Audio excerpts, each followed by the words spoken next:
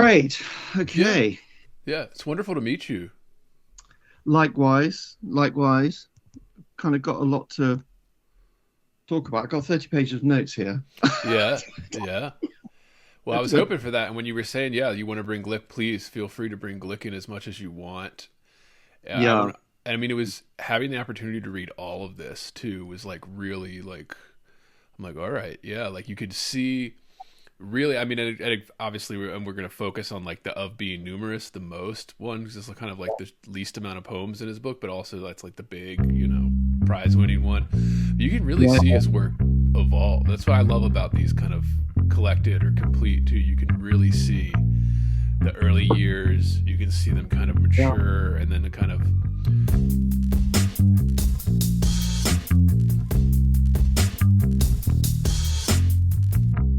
Heavy.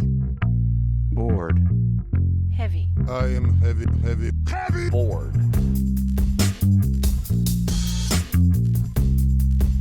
I may say that the male is entirely hostile. No! Resources.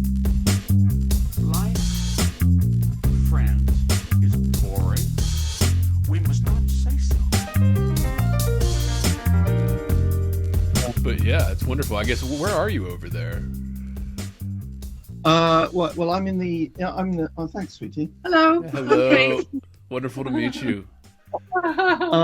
We're in the southwest, which is which Near that little Bath. that People little. have heard of Bath. Yeah, people have heard of Bath. Yeah, so we're kind of near Bath. Yeah, yeah. Okay, good. Because we've had people from Brighton, we've had people from London. We haven't had anybody from Bath or around Bath yet. So yeah, good. Representing all of the United Kingdom. Great. Yeah. So I'm like a kind of Somerset boy, southwest, sort of born here. Moved away for a bit, then came back, and started work on this big project down here, an artist studio project, and that's when I started writing poetry again. Was kind of to sort of get me out of that sort of space and put me into much healthier, nicer space. Yeah. Well, I like that you say that too, with the kind of, because I think all art really has these kind of ebbs and flows. You're coming, you're going, you can kind of journey in, you can journey out, and you can kind of find different things, that you're looking for. Yeah. I think that's great. It doesn't really look that way when you're your poets historically. They all seem to have this sort of like trajectory of just complete connection to their craft that never sort of falters even for a minute. I mean, there are some people like, I don't know, like Kavanagh or maybe or they kind of drop off a little bit, but it's not like taking a quarter of a century break like Oppen. That's like serious for chisel. I'm just going to say congratulations. I hear you've become a father in the Oh last few months. yes, thank you. Yeah, she's doing great. Yeah, Oh, lovely. yeah. It's Right, been I'll leave you to it. Give me a shout if you need any tech Ham support or sandwiches. any ham sandwiches. Yeah. or anything. thank you. It's wonderful to meet you. Bye. So that's great. I mean, it's a lot like Oppen. I mean, Oppen taking his 25-year break. And it's funny because you sent me that story, and then I was reading this, and I was reading kind of the introductions and the biography stuff that's in the the front of the book, and I was like, huh. It's funny, our original conversation started with us being like, I never read Oppen, and you were like, I didn't like what I'd read so far, and then I was thinking, I was seeing these things where he's like, oh, he's took like a 25-year break. Reminds me of Damon and his story with. I mean, I've seen some Brit going on about two of your most prestigious poets, but I mean, I think it is. Yeah, but it is strange, the trajectory that some that some poets have. It is strange. I mean, Glick, my God, what a fascinating. But anyway, have you got this book? I don't know. Is that Glick's? Yeah, that's Glick's. That's Selected Poems 1962 to 2012. That's and some of the other fantastic. books. I don't know if you've got any. So that's the Oppen. Yeah, I got Got the that? same Oppen. Okay, this is great. Okay. We call that snap in this country. I don't know what you call it in America. That is 21 poems, which was only discovered in 2017. And I managed to get a copy of that in my local bookshop in Bath. But it's got USA on the back, so I don't know if it's an import or not, but that's a lovely little book. And I've got Walking to Martha's Vineyard. That is Franz Wright, the only father-son Pulitzer Prize winners, father and son. So hopefully we'll have time to read a poem or two out of that. Have you got that? No, I don't. No. You don't? Okay. And then the other one is Louise Gluck, Proofs and Theories. I haven't read any of this book at all, except the chapter on George Oppen, but I kind of got a feeling it's all about George Oppen. And then this is a little book that's published by, I think it's Black Sparrow Press, actually. Is it Black Sparrows? Anyway, it's one of those sort of American, poetry imprints. And that's called The Radical Practice of George Oppen. Tiny little book. Kind of quite good. I've read the beginning and the end, but not the middle. Yeah.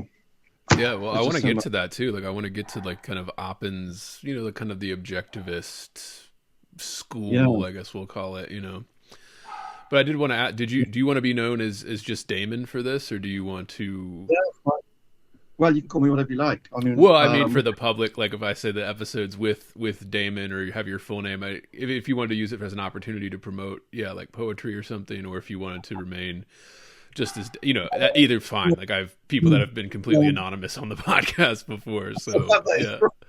No, you can say Damon Moore from sort of Somerset, England, and I've got a Substack channel, but I've just closed down my Instagram channel because of what's happening with Instagram, and it wasn't going anywhere anyway. It's rough. There's a UK poet who they hardly ever post original poetry on Instagram in the UK, and there's this well-known British poet called Ella Frears, and she posted a picture of her sister, like not even her, like sort of sitting on a bench in a gallery, and that was it. That was the entire post. And I got something like 260 odd views and, loads of shares. And I thought, what? I thought that is just like not really what an Insta poet, might be or might, so I kind of reevaluated really. Oh yeah. So, I mean, the social stuff is there's one, it's all pay to play now. So if you're not paying for like the promotion and stuff that they offer, the organic growth that's a time from 5 years ago, even like just in the last 5 years, it's all changed to pay to play. There's no organic kind of growth that all happened previously. Now they realized how valuable it is. So you can they're charging to get that instead of just having people build a following. Like, that's interesting too. Everybody, I'm not a fan of Rupi Kaur's poetry, but I'm a fan of her way that she did, the way she got herself out there through Instagram and stuff. Yeah, I mean, and I don't even know if that's possible anymore. She wasn't being given any helping hands, was she? Yeah, and it was just videos of herself, reading her own, very mediocre poetry, if not outright bad. And it worked. Yeah. It worked for her. Yeah. I don't even know if you can do that anymore. It's no, I think you're right. I think that they're trying to promote videos, and there's definitely an algorithm that isn't promoting original content. You've got to have all of these other links in with it, and as you say, there is a monetary element to that. So yeah, it's all those tech bros. What can you do? Absolutely. But yeah, this is lovely. I've been looking forward to this, and I'm glad that you have all this stuff you want to bring in too, because I think that's it's going to make it even better experience for everything. But I wanted to start off with just kind of like how did you find this podcast in the first place?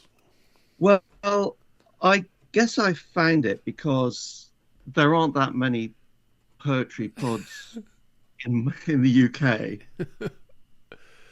and the ones that are in the UK, they're not really very open about things. I mean, in this country, what usually happens is that there's a lot of literary critics get behind, a few names in the poetry world, and then they sort of get constantly referenced. But I think there's about 300 400 poetry titles, new poetry titles, published in this country every year, and the majority of them don't really continue unless they've got that sort of literary push behind them. So I've got a very eclectic taste in poetry, so I'm always looking for poetry podcasts, and Heavy Board sort of came up.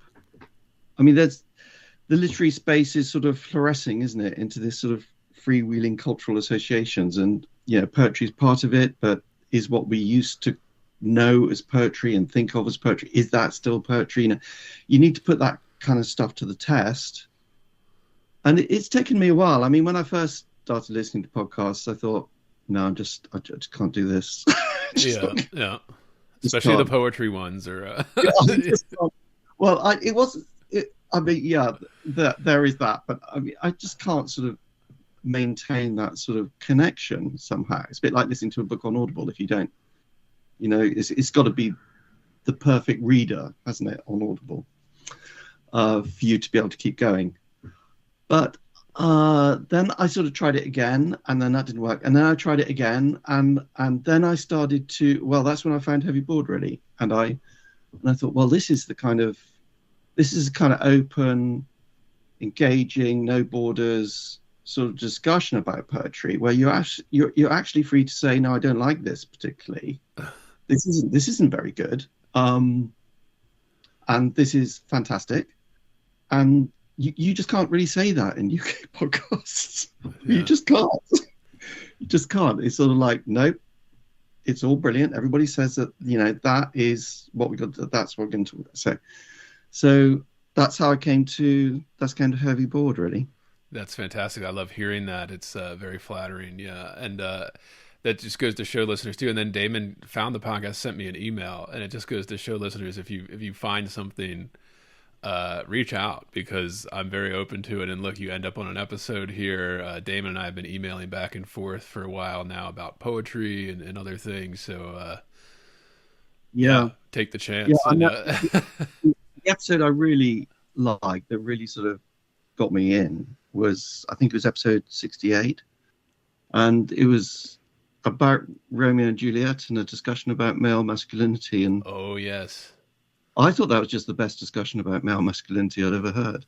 And yeah, I really did. And yeah, unusual. I mean, really unusual. And bringing poetry in just sort of made it a perfect souffle. So yeah, I sort of sent that out a bit, actually. I was, as a link, which I don't normally do. I'm not particularly into sharing and tech things. So, but I really, really enjoyed the episode. It was fantastic. Thank you. Yeah, that was a lot of fun to do. And I'm glad I picked Brendan for that specifically, because I know he talks about it a lot on his podcast, and kind of that certain type of male masculinity that's just very, I mean, whatever, like everybody's talking about masculinity, but they're always talking about the very specific type of it, like the kind of, womanizer Andrew Tate kind of, again, for listeners that don't know who it is, he's just basically like an online misogynist or whatever that's, says very outdated kind of misogynistic things about women or whatever. And people view that as like the ultimate thing of masculinity. But I'm like, no, there's a whole swath that we just don't talk about. But yeah, I'm glad you got something out of that, because I think for those of us that grew up as sensitive young men, there isn't much talk about that particular type of male masculinity, and it's very out there. A lot of people share it, but yeah, I wanted to just ask the history of it with kind of finding the podcast and all that, because it's incredible how many guests that I've found too, because they've just kind of sent me an email and be like, oh, thank you, I enjoyed this, and then I'm just like, and we talk some books or whatever, fiction or poetry, and I'm like, yeah, you want to come on, and And we started talking know. about Oppen. Yeah, you said you were. I guess when you emailed me, you were just getting into some Oppen because we were talking about Glick. And Yeah, it kind of Glick and Oppen, they go together like, mushrooms and bacon. They're really, there's something really clandestine going on between those two, and I wanted to explore that a bit more. So I guess I was a bit surprised when you asked if I wanted to come on and talk about it on the pod, but there is a lot going on here. There is a lot going on here, and it's absolutely, once you get into the rhythm of it and you start looking for it, suddenly you find more and more references. Yeah. The anxiety of influence. Yeah. I mean, you mentioned the difficulty of finding Oppen's work in the States. Is that, and that's certainly what I found. In fact, I mean, I think I ordered my Oppen Collected about 8 weeks before this pod, I think, and for this episode, and I hadn't arrived after about a month. I started to get slightly panicky. I thought, imagine it sailing backwards and forwards across the Atlantic. But I did find his 21 poems, which is beautifully produced. It's got he was a great sailor, George Oppen, and was brought up in San Francisco. And there's this lovely green filtered picture of him on his yacht on the front. And it's just like sort of poetry books kind of used to be. I don't know if this is a fantasy, but it's kind of like sort of light and flowery, like warm bread, and you think, oh, you're instantly drawn in. And I felt really, really nostalgic finding this. And I was really surprised to see it. And that was in the bookshop of my local, my local bookshop in Bath. So that was great. Yeah, one of the things I always like to just start with, I always ask like the history with the poet or writer, like the guest history with it, and kind of my history with it. And mine is like, I went through school for poetry. I went through the MFAs. I did mostly post-study poetry in undergrad, and then I basically was exclusive my study in grad school. And I'd never heard of Oppen. Like there was never a mention. He wasn't assigned. There was never like, oh, if you like Glick or something, you should read Oppen, like from a teacher or like somebody in there. And I was just, it almost felt like, and then, yeah, like you said, finding the book, I couldn't believe that somebody who was like, even his Pulitzer Prize winning collection, I couldn't find it. Like, I could look on Amazon and there were like old editions of it from like the 60s and 70s that were charging like $60, $70. And I'm like, is this out of print if you don't buy the new selected, I don't think it is in print. Andrew. Yeah. I mean, maybe that's because that sort of 30, 40 years of modernism, from the end of the 19th century to the beginning of the 20th century, maybe that's beginning to sort of slip into the distance, which is a bit of a worrying thought, really, because I mean the whole of the 20th century really was anchored into that time slot, and to lose contact with that, I don't know, that feels like slightly losing one's bearings, really. Yeah. And really, Oppen was brought to my attention by you and you emailing me, because we talked about the Glick episode where I reviewed on the podcast and some other poets, but then we brought up Oppen, and I was like, you were talking, I guess it was you had just come to Oppen at the time, right? Like, and you were kind of turned off by it, and then I was like, I've never really read it, so I couldn't say, and I was like, why don't we read it together and see what we think? I got really heavily into Glick, and I think that people who sort of do start reading her poetry, you can get really tailored in, because she brings all these characters. She's got this wonderful cast list about all these people, members of her family, and it's a bit like reading My Brilliant Friend or something. You just got this collection of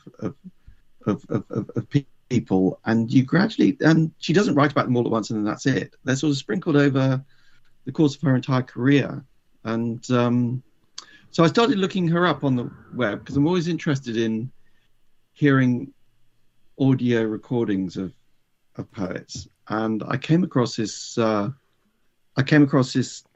seminar which she did which maybe we'll talk about a bit later in a bit more detail. But she was just so comical in this, and the whole thing was about Oppen. And she was like really behaving oddly. It's like she couldn't quite connect with the subject. She looked uncomfortable. I mean, maybe this is how she taught. Maybe this is how she was in the classroom, because that's, obviously I wouldn't know. But I just thought there's something going on here. So yeah, that's when I started really looking into it. And of course, they're both Pulitzer Prize winners, aren't they? And so I've got a little test for you. Actually, I've got some little I've got some passages, and I've got about 6. They're very short, and I thought I'd ask you if you could identify which poet had written them, whether it was Oppen or whether it's Glick. Okay. All right. Ready for that? Yeah. Okay. So the first one is: if those paths of the mind cannot break, it is not the wild glare of the world even that one dies in. I would say that is Oppen. Correct. Big tick. Well done. Okay, the next one. Although it is not earth that is lasting, not these small chips of matter. These small chips. That sounds like Oppen too. That is Glick. Glick. Yeah. There we go already. There we go. Okay. Okay, next one. This is the level of art. There are other levels, but there is no other level of art. That sounds like Oppen, yeah. Yeah, that sounds like straight Oppen, doesn't it? Okay, next one. Under the soil, in the blind pressure of substance. Oof. That's such a good line. I guess I guess Glick. I don't know, but yeah, no, that's Oppen. Oh man. Under the soil, in the blind pressure of substance. Yeah, it's just so like the Wild Iris, isn't it? It's just, Okay, one. No sand stirred. The dead waited in the ocean. Then the tap water flooded over you, sapphire and emerald. That sounds like Glick, yeah. That is Glick. All right, yeah. And the last one, brilliant kindness of a brilliant garden. That sounds like Glick if I had to. Yeah, no, that's right, Oppen. good. So you Damn. got about half right, which is about, I guess, what you'd. I guess that's what you'd expect if they were writing, in a kind of like a sympathetic way, way. That's what you'd expect. Right. I was going to play an audio recording, and we might have a few tech issues, but I'm going to see if I can do it. Yeah, no So, worries. I think that, you can't buy. It looks as though On Being Numerous, one of the most potent poems of the modernist period in America, it looks as though it might be out of print, and I think it's out of print in terms of this country. Right. So I think that a lot of people might not have heard Oppen or have any idea what he sounds like. So I'm going to play 2 recordings, and the first one is him reading a poem called The Forms of Love, which is probably, apart from On Being Numerous, it's probably his most famous poem. Right, let's see if this works. I'll read one other poem, a short poem, from an earlier book, this in which, parked in the fields all night, so many years ago we saw a lake beside us when the moon rose, I remember. Leaving that ancient car together, I remember. Standing in the white grass beside it, we groped our way together downhill in the bright, incredible light, beginning to wonder whether it could be lake or fog. We saw our heads ringing under the stars. We walked to where it would have wet our feet had it been water. Okay. Now, I don't suppose you picked up very many of the words from that, but what did you think about the delivery? It's always interesting hearing poets read something and like how it's written on the page. Like, Yeah. it's. I remember I did this with Ginsberg too, and we did the Ginsberg episode. We kind of listened, and it was almost. It's not the way I thought. You know, when you hear them read, you're like, huh, I didn't think it would be read that way. The Yeah. emphasis and stuff like that. And of course, you know, I have literally John Berryman recordings in the theme song of this podcast of him reading poems, and it's like his you never really expect either. And maybe just because he was always drunk, but it's there's yeah, it's interesting. I don't know if it was just like a time period. Well, there is that kind of like, those are kind of nasal delivery, which is, you know, today, you know, pretty off-putting, really. Oh, that's poetry, that's pop songs. But the thing that really struck me about it was the way that he was grouping the words differently, I suppose. And there's another one of him playing where it's more distinctive, and it's from his poem "Song the Winds of Downhill." Song the Winds of Downhill. So hopefully I'll see if I can play that one as well. Here we go. Where it's more pronounced. The diction is more pronounced. Out of poverty to begin, again impoverished, of tone, of pose, that commonwealth, of parlance who, so poor the words would, with, and take on substantial meaning, handholds, footholds, to dig in one's heels, sliding hands and heels, beyond the residential lots, the plots. It is a poem which may be sung, may well be sung. Yeah, which is a poem that is sung, which may well be sung. So he's clumping them together in words of no more than three or four at the most. And of course that sort of breaks across the line. It breaks across the white space. He's trying to, well, his delivery is really giving something away, I think, about his whole approach to poetry. And I started thinking about, well, what is that? So if we go back to the first one, The Forms of Love, which, as I said, is probably his most famous poem after On Being Numerous. So that was a recording, and he did that at East Anglia University in the UK. And the poem went on. The recording went on, and the interviewer asked him, could that poem that you just read, could the Forms of Love have been written by an Englishman? I thought that was quite a sort of strange question to ask. And Oppen said no, he didn't really think it could be. I mean, he didn't just come out right and say that, but I mean, he kind of like sort of, I mean, he's brilliant at not answering a question. He spent the whole interview just like not answering questions.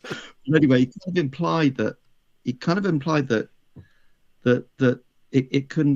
only have been read in an American accent, and he came up with this anecdote, and he said that when he was young, he heard this boy in Maine reading Pope, Alexander Pope, with no awareness of iambic meter.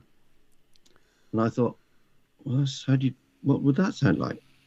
So I looked up Pope, and here's one of the best known passages from Pope, and it's an essay on criticism. And here's how the passage would normally sound if you paid attention to the iambic meter. A little learning is a dangerous thing. Drink deep or taste not the Perian spring. Their shallow draughts intoxicate the brain, and drinking largely sobers us again. For at first, with what the muse imparts, in fearless youth we tempt the heights of arts, while from the bounded level of our mind, short views we take, nor see the lengths behind. So if you clump that together the way that Oppen was reading song The Winds of Downhill, it would sound a little bit like this. I'll do a little bit of a stretched Oppen sort of diction. A little learning is a dangerous thing, drink deep or taste, not the Pyrenean spring, their shallow draughts. Intoxicate the brain, and drinking largely sobers us again, for at first sight, with what the muse imparts in fearless youth, we tempt the heights of art, while from the bounded level of our mind short views we take nor see the lengths behind. It's like a different poem, isn't it? Right. Yeah, absolutely. And I wondered if,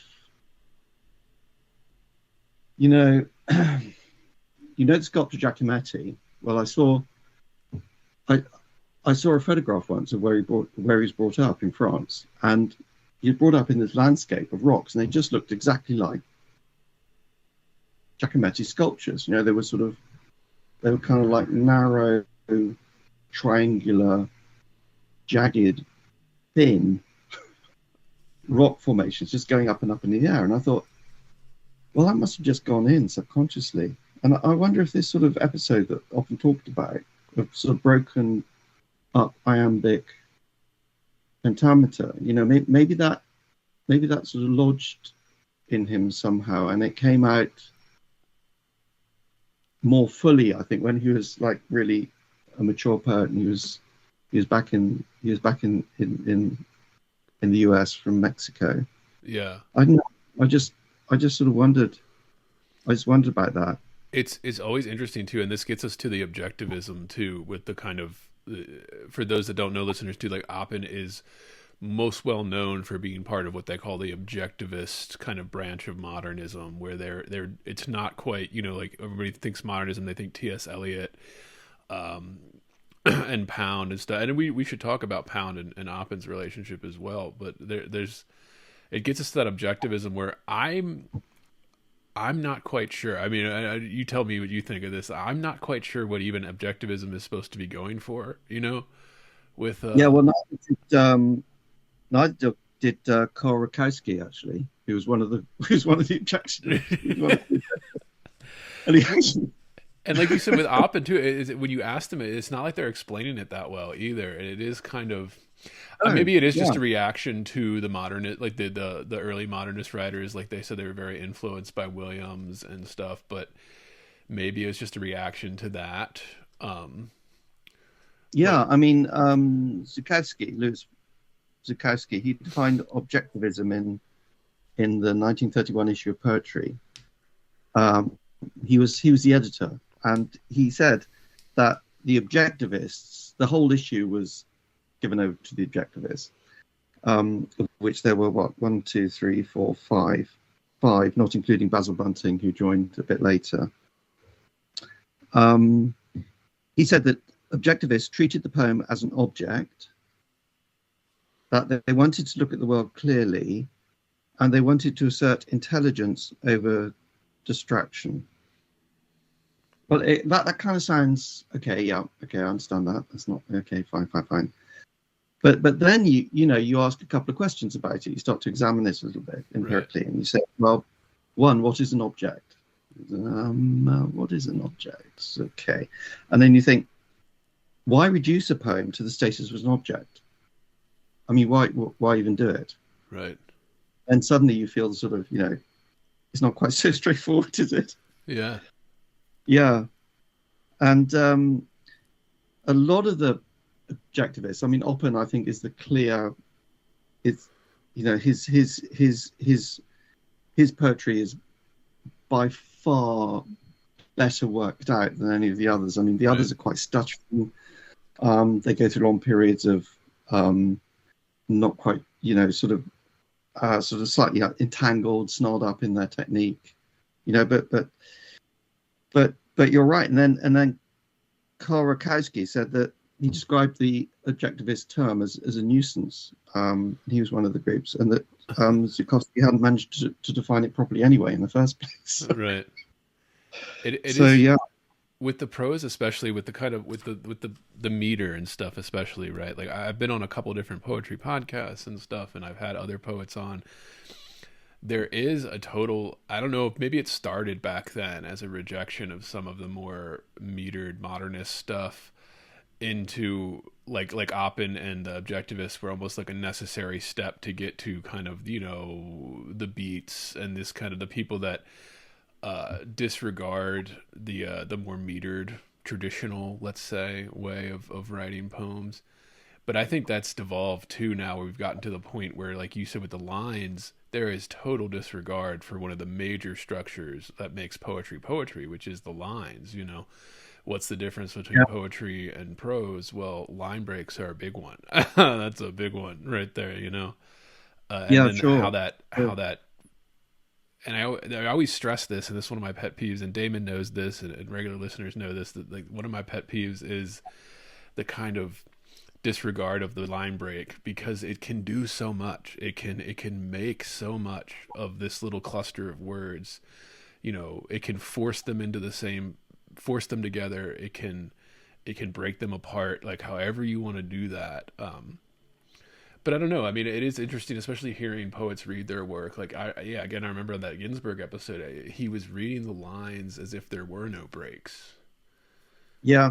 No rhythm to it. But when you read the poem, it feels like there is a rhythm to it. Now, it's a very fast, kind of overwhelming, Whitman-esque crescendo style, of that. But maybe that sounds like it's the right word for it, crescendo, like when you're reading Whitman or Ginsberg's Howl. But yeah, and I don't know. I mean, it is always, I wonder, if it was just, did they even know they were being recorded or something? And, like Oppen did like 10 tours and then was just tired of it or something. Or I mean, it's, to go back to Pound, I mean, it is a reaction to imagism, and Pound said that, Pound, he called imagism, he called it Amyism, didn't he, after a bit? Right, because he decided that, it had sort of slightly failed as a concept, and Amy Lowell had sort of taken it over, completely. And so he stepped away from that and became something else. I mean, he was a vorticist, wasn't he? He was a futurist. He was a modernist, and actually he was an objectivist, because he was published by a short-lived publication that Oppen and Mary Oppen, his wife, they produced in Toulon in France, I think, and Marianne Moore appeared in that as well. So you could say that, you could say that she was an objectivist. That's crazy. Like the more. Oh, please go on. Yeah.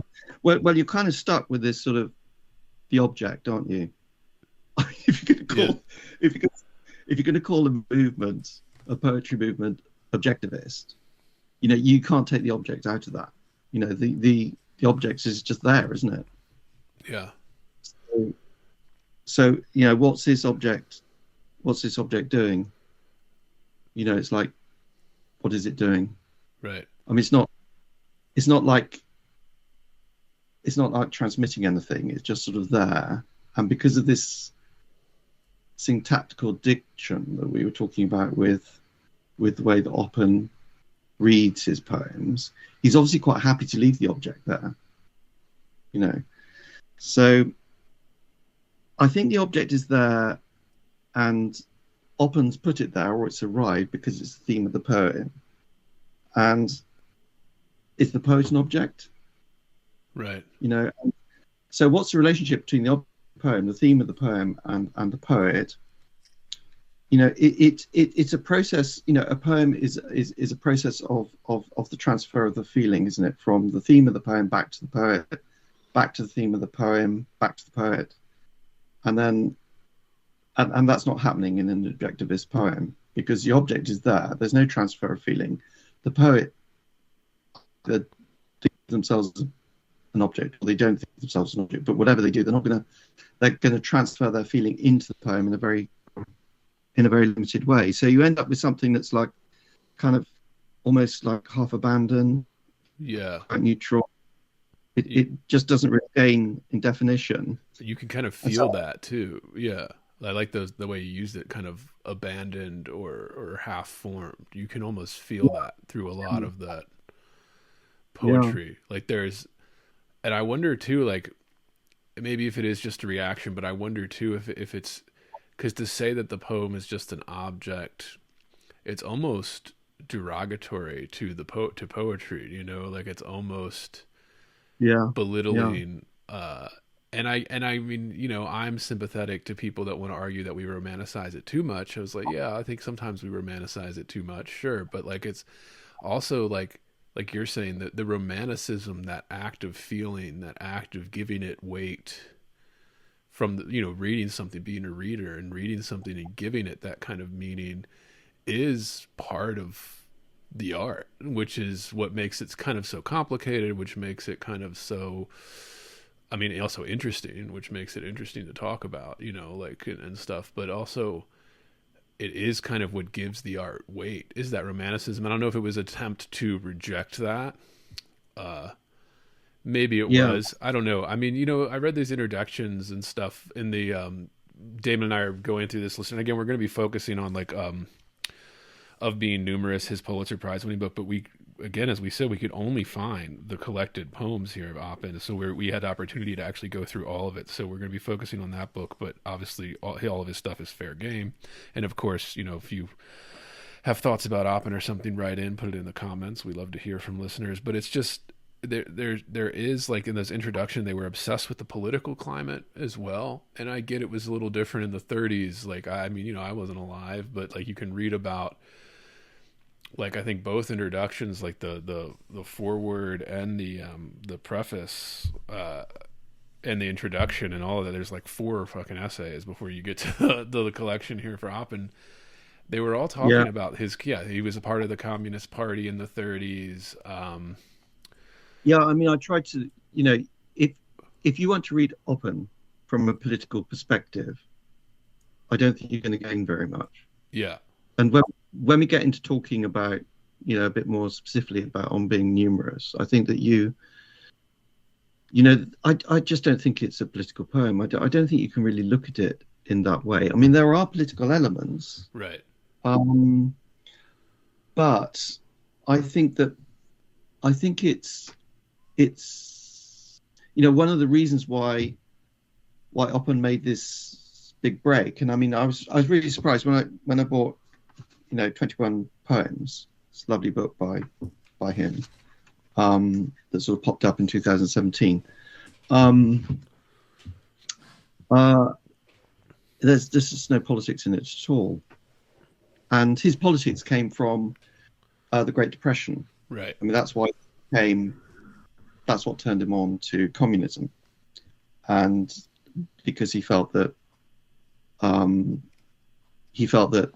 that was sort of endangering the health of the nation, breaking down culture, widespread poverty, and that sort of triggered his activism. But there's nothing of that really in his poetry. Yeah. He just doesn't do that. Yeah, I'd agree with that. Yeah. I mean, I'm going to drag it back again to that object because I haven't quite finished with that object. So I thought about, okay, so what's the most famous object in poetry? Love, I guess it would say. Well, I thought, how about a Grecian urn? I thought that was quite, that was quite famous. So, I mean, could you say that Keats, you know, could you say that he was the first objectivist poet then? Could you say that he was? Oof. I mean, I guess anybody could make the argument. I wouldn't, but then again, I'm still a little confused about what the objectivists are even saying they are, you know, like, But yeah, I know there is that reference to, and I think Oppen was a fan of Keats, wasn't he? He was a big... I haven't come across that. I don't know. But I mean, there is this line, heard melodies are sweet, but those unheard are sweeter still. I mean, that's like That's like straight out of Oppen, Right. really. It's like you might not get much from this segment of a poem, but the reason for that is it's actually chiming elsewhere. It's actually the meaning is carried, into the winds of the downhill, to use his title of that poem that he read earlier. That's where you're going to get the meaning. That's where it all is. So the unheard melody is sweeter than the heard melody. And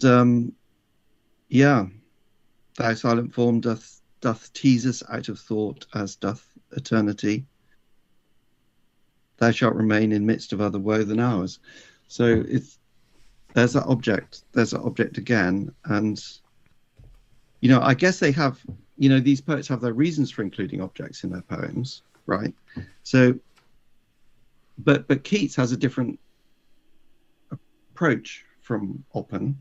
He doesn't leave the object just stand. He doesn't leave that Grecian urn, cold pastoral Grecian urn, just standing in the middle of the poem. And here's this cold pastoral poet, and there's a cold pastoral urn, and nothing passes between them. I mean, what the urn kind of gifts its presence to the reader, and it gifts its presence by suggesting an idea to the poet, and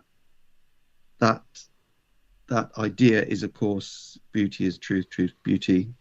That's all you need to know on earth, and all you need to know. Yeah, all you need to know. So the object is actually performing a role, right? Whereas in objectivist poetry, it just has to appear by itself and then go away again, or not go away again. But it's not giving you any gifts. It's not a sort of gift-bearing object. Yeah, and I like that you bring up the Keats line, because it is, Oppen was adamant, as they say in these introductions in this book, listeners, and obviously that's linked below as usual, but it's just the kind of what the introductions would say, like his obsession with truth and beauty and kind of honesty rather. He doesn't necessarily say beauty. He says honesty, truth. Yeah. And I admire that. That's for sure. I definitely admire somebody doing that. But then I also think, like, I don't know. It's always crazy to me. Like, this is why I try to avoid biography. But I mean, it's impossible in today's day and age to avoid artist biographies and things when you're talking about their work. His kind of trust fund, his kind of I'm a communist, but then not really, and then and I'm just like, I don't know, man. I mean, I appreciate the sentiment. I do. Like, I understand what he's trying to get at, but I'm also just, I don't know. I mean, we're all kind of playing a role here, and I don't know how honest that is, but.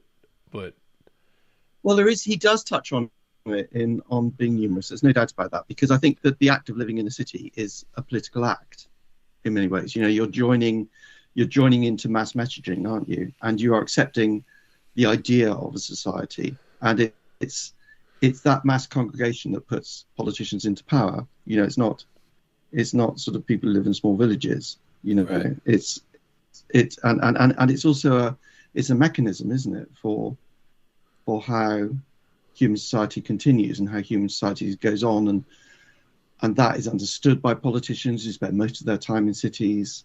That's what's understood by the widespread culture. So it is a political act, Right. And when Oppen came back from France, he did travel around a bit, California, right, and places, but and then he sort of, his name came up in the what's the term? Is it the un-American activities? Yes, McCarthyism. Yes. Yeah, there's an acronym there, isn't there? And so that's when they decided to go to Mexico. But when they came back to New York, and then they went on to San Francisco. So, all of that is political. I think it shows a political consciousness, but it's much more abstract. I think he's not writing political tracts. He's not writing political poetry. And you're not getting that from his from his writing. I haven't really looked into Pound very much, so I don't know if you get that from Pound. Yeah, Pound, I feel like Pound's politics were something that people have latched on to in more recent years, like in the like 21st century, late 20th century, because of he was more tend to what we would call right wing. But again, if we're going back that far, listeners, right and left means something different than they do today than what they meant, in the early 20th century. There's obviously overlap and there's similarities, but it's quite different, at least from my understanding of right and left. But I guess there was still the communist versus capitalist kind of things and all that. But I don't know. I'm not a huge fan of Pound, but I appreciate this towering figure that he is in the literary world, and the discovery, how many of those great writers that he discovered and gave a chance to in his little publications in France and stuff, like, so many huge names that we refer to now that Pound discovered and gave a chance. And apparently he did this with Oppen too, writing the foreword to that first book of Oppen's in the 30s there. And apparently, according to the introductions, their relationship eventually soured. Supposedly Pound did that with everybody though, so I don't know if that's just like he started going crazy or what. But I appreciate how open he was to this stuff. I appreciate how willing he was to look at things differently in a lot of ways. But so I don't know. I mean, I just asked that because I was like, man, there's so much emphasis on the political in the introductions. I don't know if that has to do with because this edition of The Collected was put out in more recent years where everybody's obsessed with that kind of thing, or if it was actually in the poetry. But I agree with you where I think it's not, it's there are elements, sure. Like you can point to some things, especially kind of the war aspects, especially of being numerous when he starts going into being in war. And Oppen was in World War II, listeners, that there are elements, but it's not quite like it's, maybe that's why he's somewhat forgotten in terms of the 20th century poets, because it isn't so gung-ho about, harder to put into a category of something like political or something like that. He defies that in a certain kind, in his own kind of Oppen style. But that's always. Do you think he would have been more well known if he'd have been more of a political poet, like a Lorca or? Yeah, I think there probably would have been a revival especially in the early part of the 20th century that we've just lived through. I think there definitely would have been, if he was like a hard communist, like Audre Lorde or somebody. That is getting propped up now. I think he would be included in that, definitely. But I think maybe he's a little too obscure too, because he has a little bit more of that modernism influence in him than somebody like than like the kind of, the radical poets of like the communist poets of the 60s or whatever. And even Ginsberg was kind of a part of that, although not so much in his work, although he does reference it, but like he's not like he was writing straight up, pro-communist poems, although there's some of that, but I mean, you do keep coming back and back to this sort of central problem, which is what is objectivism. You just can't get away from it. And I think I think that's sort of like, if you ever feel tempted to start a poetry, movement, this is like maybe a little bit of a warning, like sort of think about this, because it's like, it might seem like a good idea, but then, all your poetry is read through that lens, isn't it? And what do you do? Should we? Do you want to read The Forms of Love? Yeah, sure. Let's go into it. Yeah. It's page 106, I think, of the Oppen. I think we both got identical books. Yes. Do you want to read it, or do you want me? No, yeah. It'd be great if you could. Yeah, absolutely. All right. The Forms of Love. Parked in the fields all night, so many years ago, we saw a lake beside us when the moon rose. I remember leaving that ancient car together, I remember standing in the white grass beside it.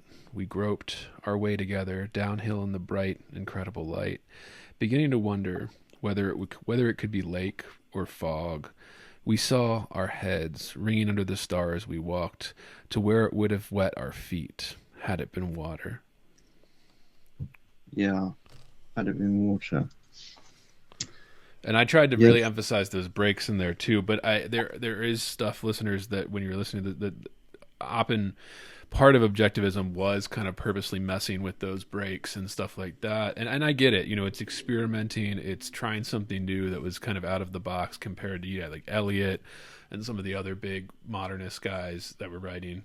But I guess this poem specifically is from the 60s, right? Because it's so crazy when you talk about Oppen too, because like his first book comes out in the 30s, and then he was constantly referencing the 30s and kind of that what happened during that time period in America particularly, but really all over the world. And then doesn't come back until the 60s, and he's part of this huge movement that he kind of like got into with it was already happening, not like he got into it or something, but like with the huge like kind of the 60s poets, the kind of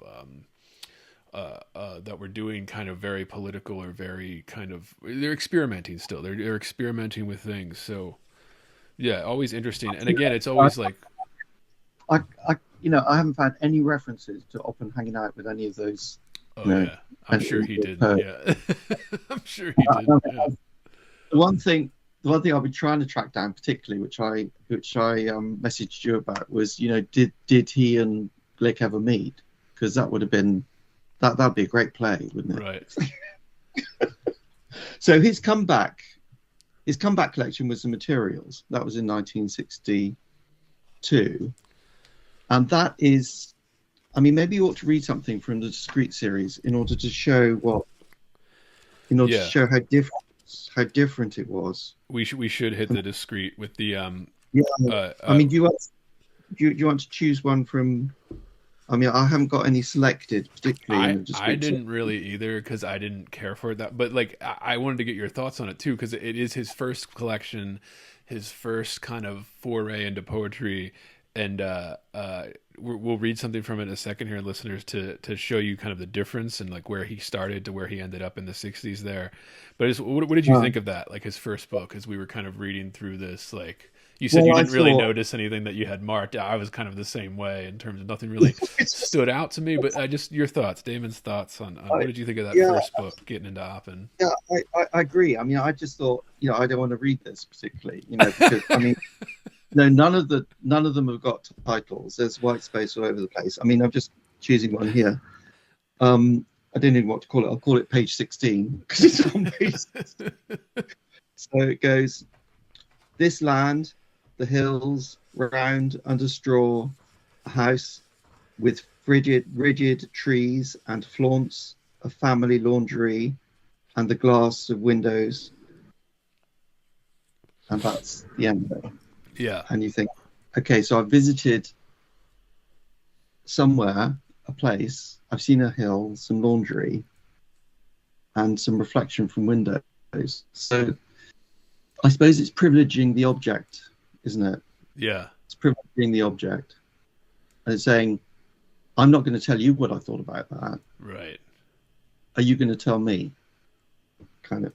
In fact, I'm so not going to tell you what I thought about that. I'm not even going to give it a title, but you can if you like. Yeah, it's sort of okay. So that's interesting too, with the kind of the objectivist kind of putting more work on the reader, right? Like, and poetry is already work for a reader, but then like you're putting all of it on them in terms of. But yeah, I'm reading through this first book. It was kind of.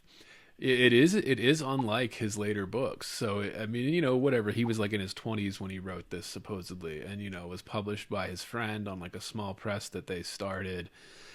And it was, I don't know, there's something vague about it that just isn't my taste. Like and I don't know if it's because I've been corrupted by the 20th and 21st century, but it's like, how did this get published kind of thing? Yeah. And then how did it get so famous? So, I mean, do you want to read another one, like, say, from page 7? We'll call it page 7. Yeah. It starts, thus hides the parts. Absolutely. So page 7, but it's actually number 2 in the book. Yeah. Thus hides the parts, the prudery of Frigidaire, of soda jerking. Thus, above the plane of lunch of wives, removes itself, as soda jerking from the private act of cracking eggs. Big business. Yeah, and this is all very spaced out too. And it's interesting he's using, I just noticing this, rereading this, the kind of M dashes. Obviously, he wasn't the first poet to do this, but it's very Glick, or Glick seems to use those very well, like in a similar way. But yeah, you know who else I got? Yeah. Apparently, that goes back to Virgil. White, yeah, apparently. I don't know if he actually used the dash, but you know that kind of tesora, that sort of spacing, positioning, drawing your attention to something, abruptly ending, or. But what's the connection between cracking eggs and big business? Yeah. You know? There are a lot of. I know. It's eggnogs, isn't it?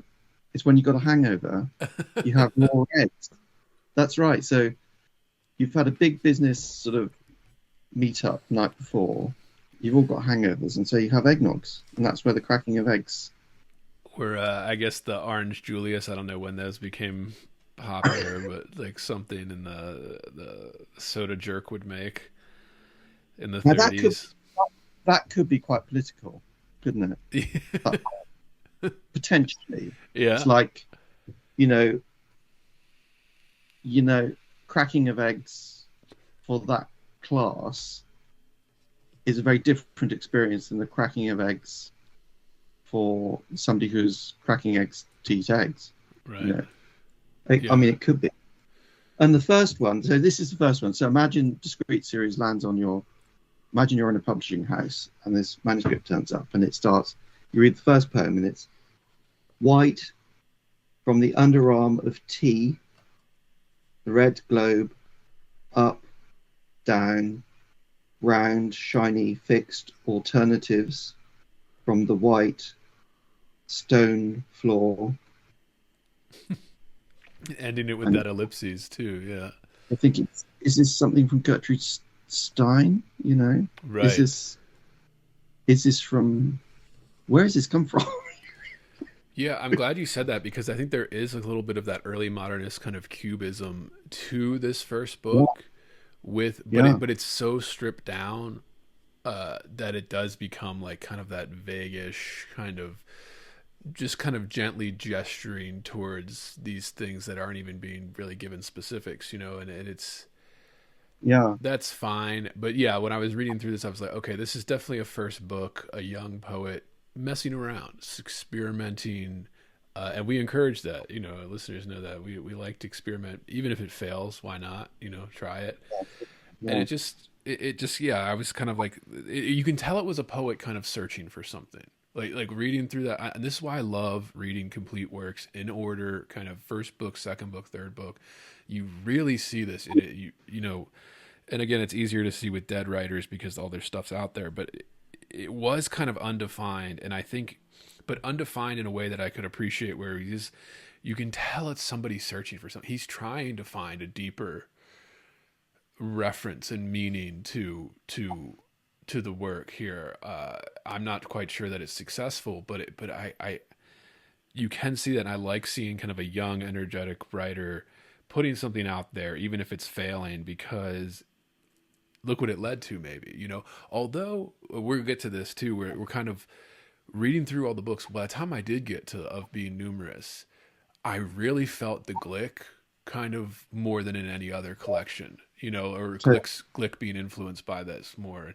I even felt like somebody like Frank Bedart, I thought, was probably reading Oppen as a young man in the 60s. And then I'm thinking, I felt a little bit, especially in this one, the first book, a little bit of Frank O'Hara, probably the kind of I do this, I do that, right? Like kind of the observation level. But obviously that was 30 years removed from like Oppen writing this first book. So it was, O'Hara being influenced by Oppen maybe, or other poets doing that. But I just, It was I, every time no, please go on. Yeah. I think I'm a bit less generous than you. I mean,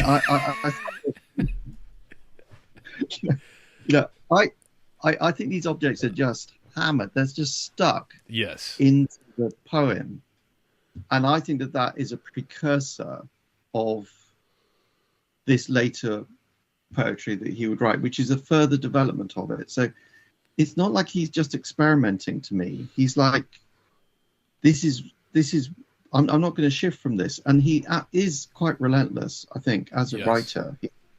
He doesn't really move very far from his fundamental precepts. I think so. For somebody like Glick, for example, somebody's really into Oppen, like, I mean, I virtually read no Frank Baidarts. I really don't. But I think the problem with them because they want to be able to connect the past, the present, and they want to be able to show that there is a real thing here. Because if you're dipping into Oppen for the more profound parts of what he might be able to offer, you want everything to sort of be there, don't you? Right. But I mean, to go back to that YouTube video with Glick, they had about six. So I think it's called it was called six lyric poems. I think was the YouTube video title, and they read out these six poems. I'm not sure they even got to six in the end, but they got to this one poem called Psalm.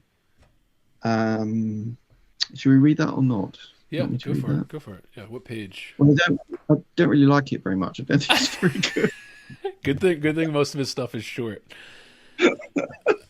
What is Okay, that's so on page 99? I mean, Glick thought it was like fantastic. Yeah, page 99. So it's got a subtitle, Veritas Sequitur, which I think truth follows, something like that.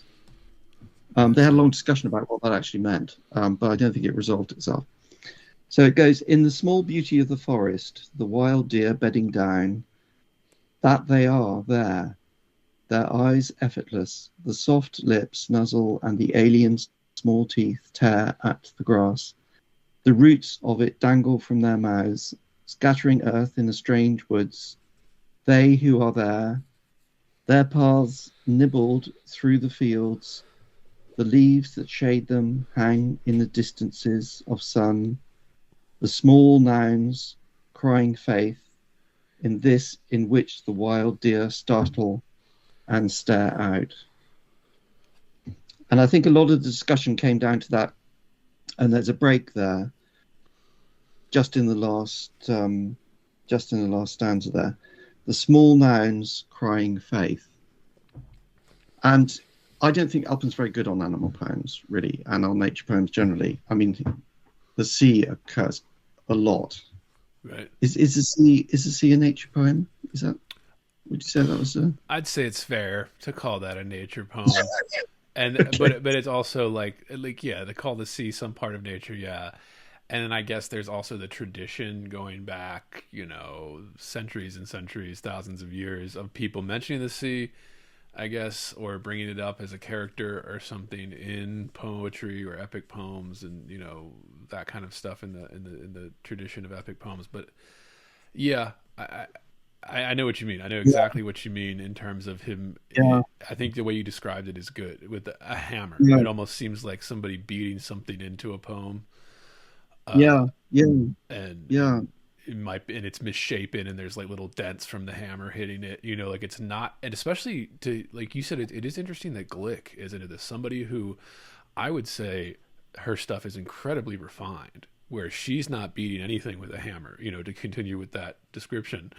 But it's interesting that she was so enamored with this, maybe because it was so different from a lot of the other people writing at that time. And the kind of metaphysical, this is why I said Bedard as well, kind of the metaphysical, I think, Oppen never really talks about it or says it in that way, but I think he was also kind of very obsessed with this metaphysical, what would you call it? Connection, something, like the little kind of metaphysical moments in life, and the way putting it. Because again, as you see him mature through to that Pulitzer Prize winning collection, there is a stark, I think, maturity, and I think that it's a little bit more refined than these earlier stuff. And the one we just read, listeners, is in his third book, This and which is crazy to say his third book, because at this point, like, he had been around since the 30s. Was it 34 that first book was published? And then he took that huge break whenever he had to flee the United States because of the McCarthyism or whatever, and then came back and started just rocking out books. I don't know, because I think about that too. In we talk about on this podcast, as you know, Damon, kind of the aging, maturing, bringing new understanding to not just life and events of life and occurrences, but I think art as well. When you spend a lot of time in the art, and then you reach a certain point where, okay, you're in your 50s now, like Oppen was, and you spent your whole life doing this. You do bring kind of a different approach than when you were a young man writing in the 30s. Trying to experiment and break things, or like Damon said, hammer things. It's I say that. I think it's true, though. It's true, and it was interesting. No, please, it please. was interesting. In this video, there's this they're trying to grapple with this poem, Psalms. They're trying to think, and there's a kind of frustration in the room. I mean, I did an English module. I haven't got an English degree or anything like that. I've never actually formally studied poetry at a higher level, but I imagine that there is this breakdown sometimes in a sort of seminar situation when there's just not really any sympathy really between the lecturer or the professor and the students in the room, because they're just not sort of connected. And it's really quite there's a lovely moment in this video where someone pipes up. It's an English phrase, pipes up. I don't suppose you use it in America, but we love it. Yeah. Where someone pipes up and he says he says very quite indistinct. It's not very audible, but he says something like, Oppen's going to be the reason why he's going to fail this module, and he says that he finds that the Oppen poems, and this is a good example of it, Psalms, it's a critique of a critique. Is very interesting. Yes. Yeah. Is the way that he uses it, and Glick just seems to be having a complete meltdown during the discussion of this poem. She just can't seem to sort of articulate anything. And when the student sort of says this, she just doesn't say anything. She stays stum. And on your point about metaphysics, I thought, well, it kind of there was a faint ring of a bell with that. So I went back to Samuel Johnson and his description of the metaphysics, and he said he was pretty disapproving of the metaphysics. I mean, I love them, I'm sure you do, but and Samuel Johnson could be, a little old-fashioned. So anyway, he used this phrase, imitations borrowed from imitations. Yes. That was his critique. And that does sound rather like critique of a critique, doesn't it? Yes. And it's valid. I think that's a valid critique. It's imitations of imitations is. Yeah. So I think that this student and Samuel Johnson, I think they were on the same page. Okay. But I think that, Glick, what Glick did was she kind of seemed to pull herself together. she came out with this. She said, she described the Psalms. She said, a made thing that seeks to resemble the forms of nature as if it were somehow always there. Now, that is a metaphysical statement, isn't it? Yes. You seek to resemble the form to give the illusion that form will always be there. It will always be eternally present. Back to the Grecian urn. Yeah. You know, and I thought, well, is that? She's scrabbling. She's getting back on her feet, but I don't really think that makes Yeah. a load of sense. So anyway, what she doesn't. She thinks, right, no, that's not good enough. So what she does then is she aggrandizes the poem, which, as I've said, I don't think is, you know, I mean, it's interesting. Right. The small nouns crying faith, but can animals comprehend truth? Do they regard truth the way that we regard truth? And do they actually cry the small nouns in the way that Oppen is suggesting? Well, Glick is saying, yeah, absolutely they do. And then she says that the poem, and she uses this word, she says, it's an immensity of a high purpose from narrowing the gaze. Now that's post-rationalization, isn't it? I mean, yeah, wouldn't you? I'd say, and I think a lot of it comes down to that, like kind of, rationalizing after the fact and whatever, you know, sure, we're allowed to do that. Like especially if you like something, to rationalize why you do. But yeah, I agree. I think that especially with Oppen, because it's interesting comparing Glick, who was incredibly influenced by Oppen, because I think Glick does it so much better. You know, like she kind of does it so much better than Oppen did. But maybe, you know, if Oppen didn't come along, maybe we would never have a Glick. But it's still, I think it would be. I'm not sure we'd have the Glick that we have now. I mean, so I started looking through Glick, and I thought, okay, so I thought there's going to be Oppen-like poems, right? Going to be Oppen-like poems, right? But she's such a brilliant poet that it's not quite like that. Yeah. So yeah. She doesn't leave the image just there for the reader like Oppen does. She dives into that image and uses it, maybe we'll say more traditionally, in poetics, kind of the way she expresses. Because again, when I came to the Of Being Numerous collection is when I really saw, oh, this is what Glick was probably most influenced by, his big Pulitzer Prize winning collection. And I imagine she was probably like in her 20s when that book came out or something like that, or reading that probably really, I don't know, there's a depth to it that wasn't in the previous books. And then Oppen was included in New American Poets, wasn't he? Which I think was in 1966, was it? I think. So she would have been aware of him then, as a young writer just starting out. But so I was going through Glick, and I thought, where is it? Yeah. and then suddenly it was everywhere. So one here is quite. I mean, it's from Descending Figure, which that would have been what? Would that have been her Descending Figure? Would that have been her third collection? No, fourth collection. Her fourth collection, I think. Firstborn, Cottonmouth County, House on the Marshland, Descending Figure. Yeah, so it would have been. So this is Aphrodite, and this is like Oppen in three-dimensionality. This is right. So Aphrodite. So a woman exposed as rock has this advantage: she controls the harbour. Ultimately, men appear weary of the open.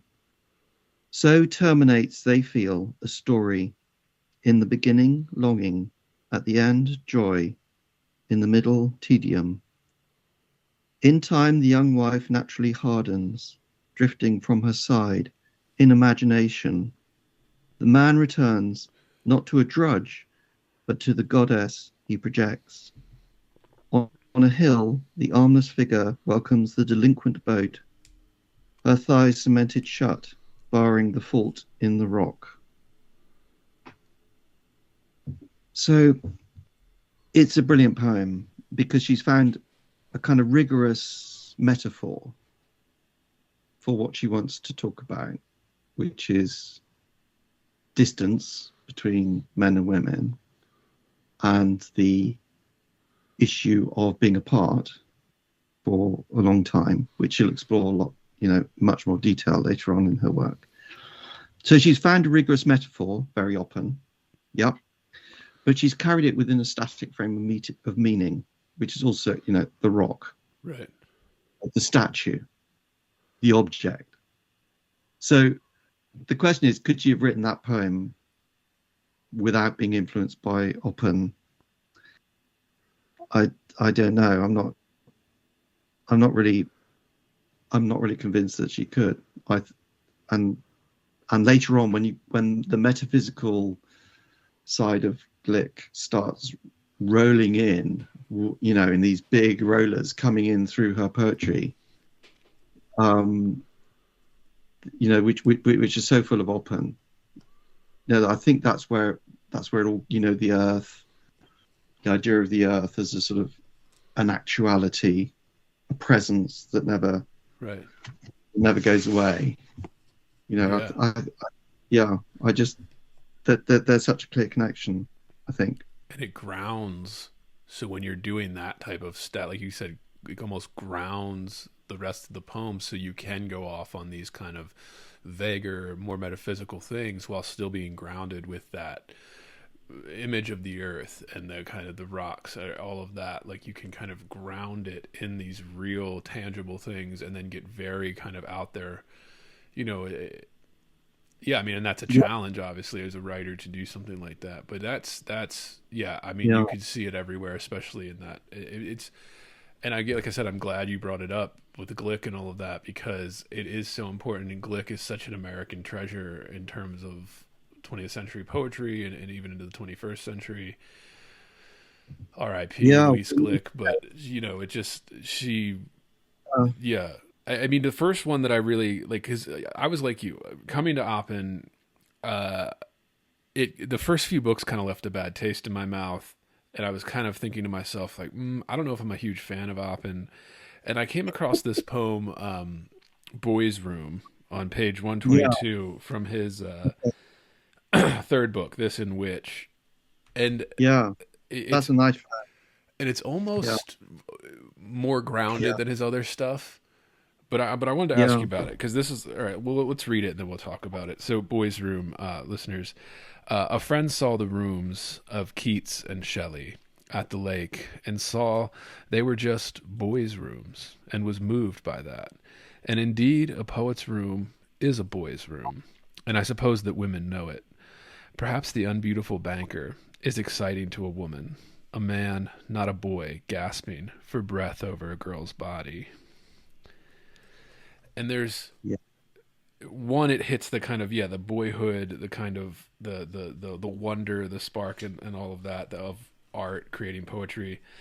But there was something about this that I noticed where I was like, okay, this poem works for me more than the other poems did. But then also, it still feels a little bit hollow. Like Oppen has that little bit of, maybe it's the vagueness, the kind of like there's something there that isn't quite expressed. Almost hidden with the humor, like because there is, and I want to talk to you about the humor that it's supposed to be a little bit funny, a little bit self-deprecating. Andrew, that's not going to be a long conversation. Yeah,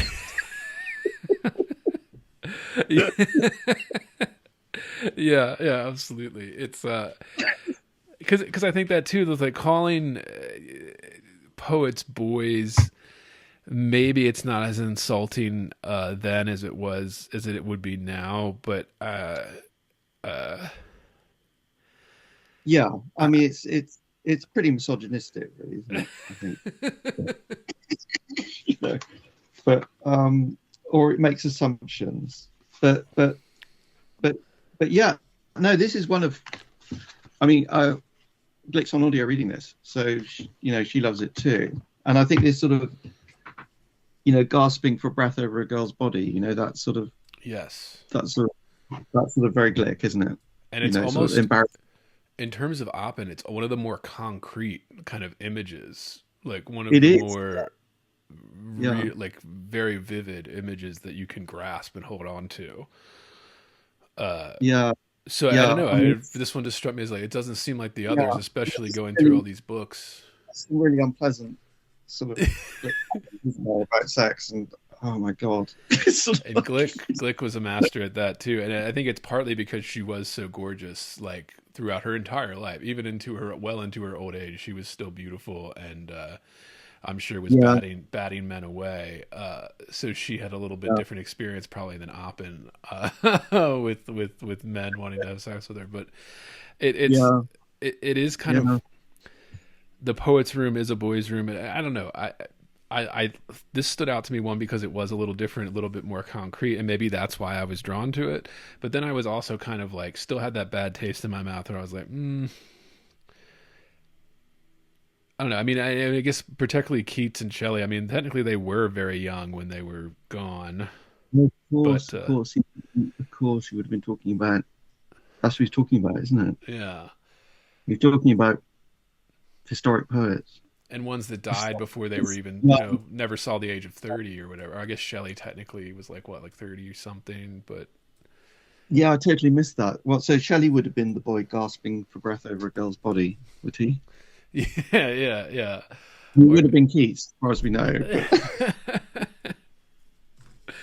Although, yeah, sometimes, yeah. Indeed, a poet's room is a boy's room. So maybe he's saying that, maybe that's allowable from the point of view of, if he's going back into that historical period, a poet's room is a boy's room. Maybe that's what he's talking about. And I suppose that women know it. That's not great, is it? A friend saw the rooms of Keats and Shelley. Who was the friend? That, and it's talking about something real, obviously. Like, it's talking about something real, but it also, for me, it was kind of, there's, I don't know. I feel like it's to say that a poet's room is a boy's room, and I suppose that women know it, that there's something childish or I don't know, childish about wanting to create poems or something. I don't know, because it's a theme on the podcast, because I'm always asking people about this, where everyone, the idea of creativity is almost like being creative is equated with, being silly or something, or being overly romantic, childish, not cynical enough or whatever. I don't know. I mean, and I've always kind of fought against that in some ways, where so I don't know. That was the first one where I was just like, okay, that one is not quite like the others. I mean, when I read that poem, I thought there's a missing stanza. Yeah. Because it sort of sets, unusually, I suppose, for Oppen, really. He's kind of setting a scene, and then suddenly it sort of fast forwards by, 200 years or something. So, and I mean, in the beginning, he's not talking about rooms. I don't think he's talking about rooms. A friend saw the rooms of Keats and Shelley at the lake, and saw they were just boys' rooms, and was moved by that. So, I mean, you don't get the rooms of Keats and Shelley by the lake, do you? Right. So I think that there must have been a friend, and I think he's talking about himself probably. He saw the rooms. He saw what had inspired Keats and Shelley about nature, about the sea. I mean, the death of Shelley, who famously died in a storm on a lake. Right. And saw they were just boys' rooms. So the rooms would have been their minds, I suppose. A friend saw the minds of Keats and Shelley at the lake where, subtitled, Shelley had drowned. And they were just boys' minds, and was moved because perhaps they hadn't moved into mature poets, had they? Or like to be that about nature is like a boyish wonder or something, a childish wonder. Yeah. And then we take that turn into like the women feel about it, right? Like that's like kind of the turn in the poem. And indeed, a poet's room is a boy's room. And indeed, a poet's room is a boy's room. I mean, you could take that several different ways, I think. And I suppose that women know it. So maybe he's talking about the maturity of when was this written? This was like this in which? So this would have been his after his sort of, you know, when he came back, wasn't it? Was it his first collection when he came back? No, materials. Second, yeah, after the Second, materials. So this one was 65. This in which was 1965, and I think the materials was like 64, 62. Yeah. And then you get this big space, and suddenly we're in the contemporary space, aren't we? Perhaps the unbeautiful banker, because I mean, Shelley was always short of money and trying to get money out of his father, but I don't think his father was an unbeautiful banker. I think unbeautiful bankers, they belong to the 20th century, don't they? Yeah. 19th, 20th century. And it plays into that stereotype of the rich, successful businessman, like kind of American businessman in the suit, right? Yeah. Having money and cars and a penthouse apartment or something. Yeah, and they haven't been through that boys' room, have they? Because they've never experienced that sort of range of feeling. Yeah. You know, the bankers, you know, and they're unbeautiful because they haven't stood by the lake in which the spirit of the drowned Shelley still rests, you know, and all of the stories and legends attached to that, I guess. I was being a bit mean about bankers, but perhaps unbeautiful banker is exciting to a woman. Is exciting to a woman. Is that because the woman is excluded from the poet's room, who is a boy? From the poet's room, which is a boy's room. Yeah, I mean that, or I think again he's kind of doing those jumps, like you said, almost a missing stanza, where we jump from this image of Keats and Shelley and kind of their rooms representing this kind of younger, boyish, immature kind of state of mind, maybe, into the idea of getting laid, essentially, like kind of an adult concern, right? And it's like it's got that kind of sort of that kind of precision of Glick, just breaking the timeline of a relationship and just putting it in the wastepaper basket, hasn't it? Yeah. Just got that little click, you know, click, tiny little noise. And, oh, well, that must have been her first husband, or, oh, that must have been his. Yeah, absolutely. Yeah, click. It just sort of, you know, that is the reality that was underlying the thing that in the end we should have thought of first, you know. Right. So, you know, but I still think it doesn't end brilliantly, because it sort of draws us in, doesn't it? It really does draw you in, and then kind of leaves you a bit. So I then started to read this book of criticism called Proofs and Theories. I thought I'd better read what Glick has written about Oppen. Yeah. In prose.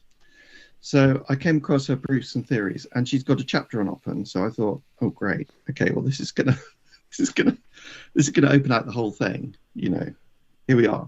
Yeah, I don't have to try to figure it out quite so much from now on. You know, because she's just gonna like, you know, lay it out. And this chapter is like, well, it's barely 3 pages long. And there's only one real sentence in it that I think is like really telling, and it's this: as a reader, I love what is implicit or present in outline, that which summons thought. I love white space, the telling omission, love lacunae, and find oddly depressing that which seems to have left out nothing. She's talking about this. This is like why she loves Oppen, basically. George Oppen is a master of white space, of restraint, juxtaposition, nuance. Definitely, I agree with the restraint, but almost too restrained in some ways. But yeah, I know what you mean in terms of it. I guess we should move to the of being numerous now, because I think that it is so distinctly different than the rest of his stuff, at least previously that he'd published. Yeah. But it's not that different, but it's different enough that like you could see, especially at that time, while people were starting to understand maybe what Oppen had to offer, maybe somebody like Glick might be introduced to that work first. There's because I don't know. I mean, she suffered from anorexia, didn't she, Glick? And oh yeah, so she understood denial, didn't she? Yeah, yeah, and how to, should a life in poetry? I guess she was thinking this when she was starting out. Should a life in poetry be lived with a reduced intake of wanting? She must have considered that in some way, and I think that she's kind of intoxicated with this idea of poetry as ineffable notion.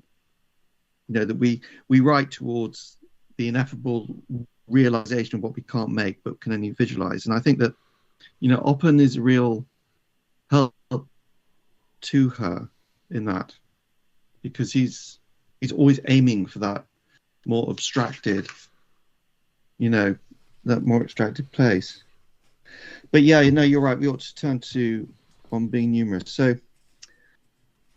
and yeah, this is one, listeners, where we're probably going to hit every poem in this, just because there's so few of them. Although several of them are very long. We don't have to go into all of them, but just like the title poem. What did you make of this? Because again, I was coming to this not knowing anything about Oppen, and kind of just seeing for myself his evolution over the years. And this was, I don't know, what do you think of the title poem? Like I did feel Glick kind of more so in this collection than I did in any of the others. So I kind of felt that kind of right away, especially in that first section. And I thought, oh yeah, this book is not like the others that I'd read up until then. So it's like 40 numbered sections, isn't it, altogether? And actually, he 6 years before On Being Numerous, he published in the Materials. He published I got the right book, yeah. He published Tourist Eye. Have you read that? No. No. I know what you're talking about. The poem, right? Yeah. I remember reading it now. Yeah. So this is like, it's quite long actually. It's like 3 pages, so probably not going to read it. But it's it does sort of set the scene for On Being Numerous. I'll just read the first bit. The lights that blaze and promise, where are so many? What is offered in the wall and nest of lights? The land lacked centre. We must look to Lever Brothers, based in a square block, 1,000 lives within that glass. What is the final meaning of extravagance? Why are the office buildings, storehouse papers, the centres of extravagance? And it is a bit of a condensed version of On Being Numerous, actually, I think. It's really quite helpful. If you want to read that before you get on to On Being Numerous, I think that's a sort of good way into it. And then I sort of started off with On Being Numerous, and I thought, well, I'm not really sure I get the first bit. There's that kind of wasteland bit, isn't there, in the first section? Yeah. You remember that old town we went to and sat in the ruined windows? We tried to remember that we belong to those times. It is dead and it is not dead, and you cannot imagine either its life or its death. The earth speaks and the salamander speaks. The spring comes and only obscures it. That's very wasteland, isn't it, there? And you think, okay, well, I'm not surprised to see that in a modernist poem, but it's not really a good start. But then I think when he gets to section 3, then you're back into this sort of tourist eye, right, okay, we're in the city now. So that goes, because all these sections are quite short, really. The emotions are engaged entering the city as entering any city. Okay, so you're definitely in the city, right? We are not coeval with the locality, but we imagine others are. We are not coeval with the locality, but we imagine others are. We encounter them. Actually, a populace flows through the city. This is a language, therefore, of New York. So, right, okay. This is really like what he wants to write about. This is his theme. This is like the theme bit, isn't it? Yeah. And I was...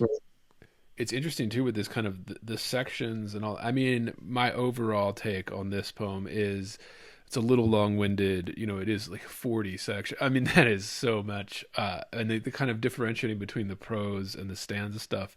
But I was just thinking, like, as soon as I started this, I was like, okay, there in the first part of the poem, there are things we live among, and to see them is to know ourselves. Occurrence, a part of an infinite series, the sad marvels. Of this was told a tale of our wickedness. It is not our wickedness. And I don't know why this stood out to me so much, as just the style of it struck me as Wild Iris, kind of. Yeah. The kind of melancholy that weaves throughout it. The sad marvels. Yeah. And then just the way that, like, in that second part, absolute, but they say arid, like that struck me as very Glick. But obviously Glick was doing Oppen more so than, because we're going backwards here. But I thought there's a bit more Eliot, actually. Yeah. But I can see the Wild Iris there. Yeah, I can see a little bit. Yeah. I mean, I went onto the Pulitzer Prize website. And Ray Armantrout has written about, I think he was awarded in 1969, wasn't it? I think he was awarded the Pulitzer for this collection. It's not just on being numerous. There are other poems in there as well, but after these 42 sections. But she describes it as the pull towards two poles, solidarity and withdrawal, is almost painfully constant throughout the poem. One motif that pervades the poem is shipwreck, associated with singularity. To be alone and singular is a disaster, but one that brings light with it. A painful light, perhaps, one in which it appears truth may be revealed. So I thought, okay, so I guess the thing to do then is to go through the sections and mark the ones that seem to me to be about numerous, and mark the ones that seem to be about singular. So on my copy, I've marked each of these sections numerous, singular, singular, numerous, numerous, singular, singular, just to see if that kind of stood up. And it kind of did. Yeah. But it also kind of didn't, because I kind of wondered if this was actually about a city. And it's interesting that, because we have talked a little bit, haven't we, about, the boys' room. That really struck me. So he was talking about, and the Ode to Grecian Urn and objects and things. And I thought, and modernism, we haven't really talked about modernism much, but, people talk about it in a sort of way that, oh yeah, that's modernism, it happened, 30, 40 years. But I, it's not at all clear cut to me. I mean, it seems to me like it was almost like America sent these two poems over. Yeah. To the UK. They sent over Eliot and they sent over Pound. Pound had this strange relationship with Yeats. They spent 3 winters together, and at the end of which you get modernism, and then hey presto, everybody's a modernist. And I think, well, that's like almost, how does that work? Yeah. It's like, yeah. But yeah, so I suddenly thought maybe the city is actually poems from the past, and it's not actually a real city. I kind of started thinking about that. Yeah. And then I thought, and I wondered whether Ray Armantrout was like sort of right about this sort of numerous singular, and is it really set up numerous singular? You know, and then I started thinking about the title, On Being Numerous. Okay, like that's a really clever title, isn't it? Yeah. So it's like, is it about being numerous? Is it about on being numerous? Yeah, is that what it's about?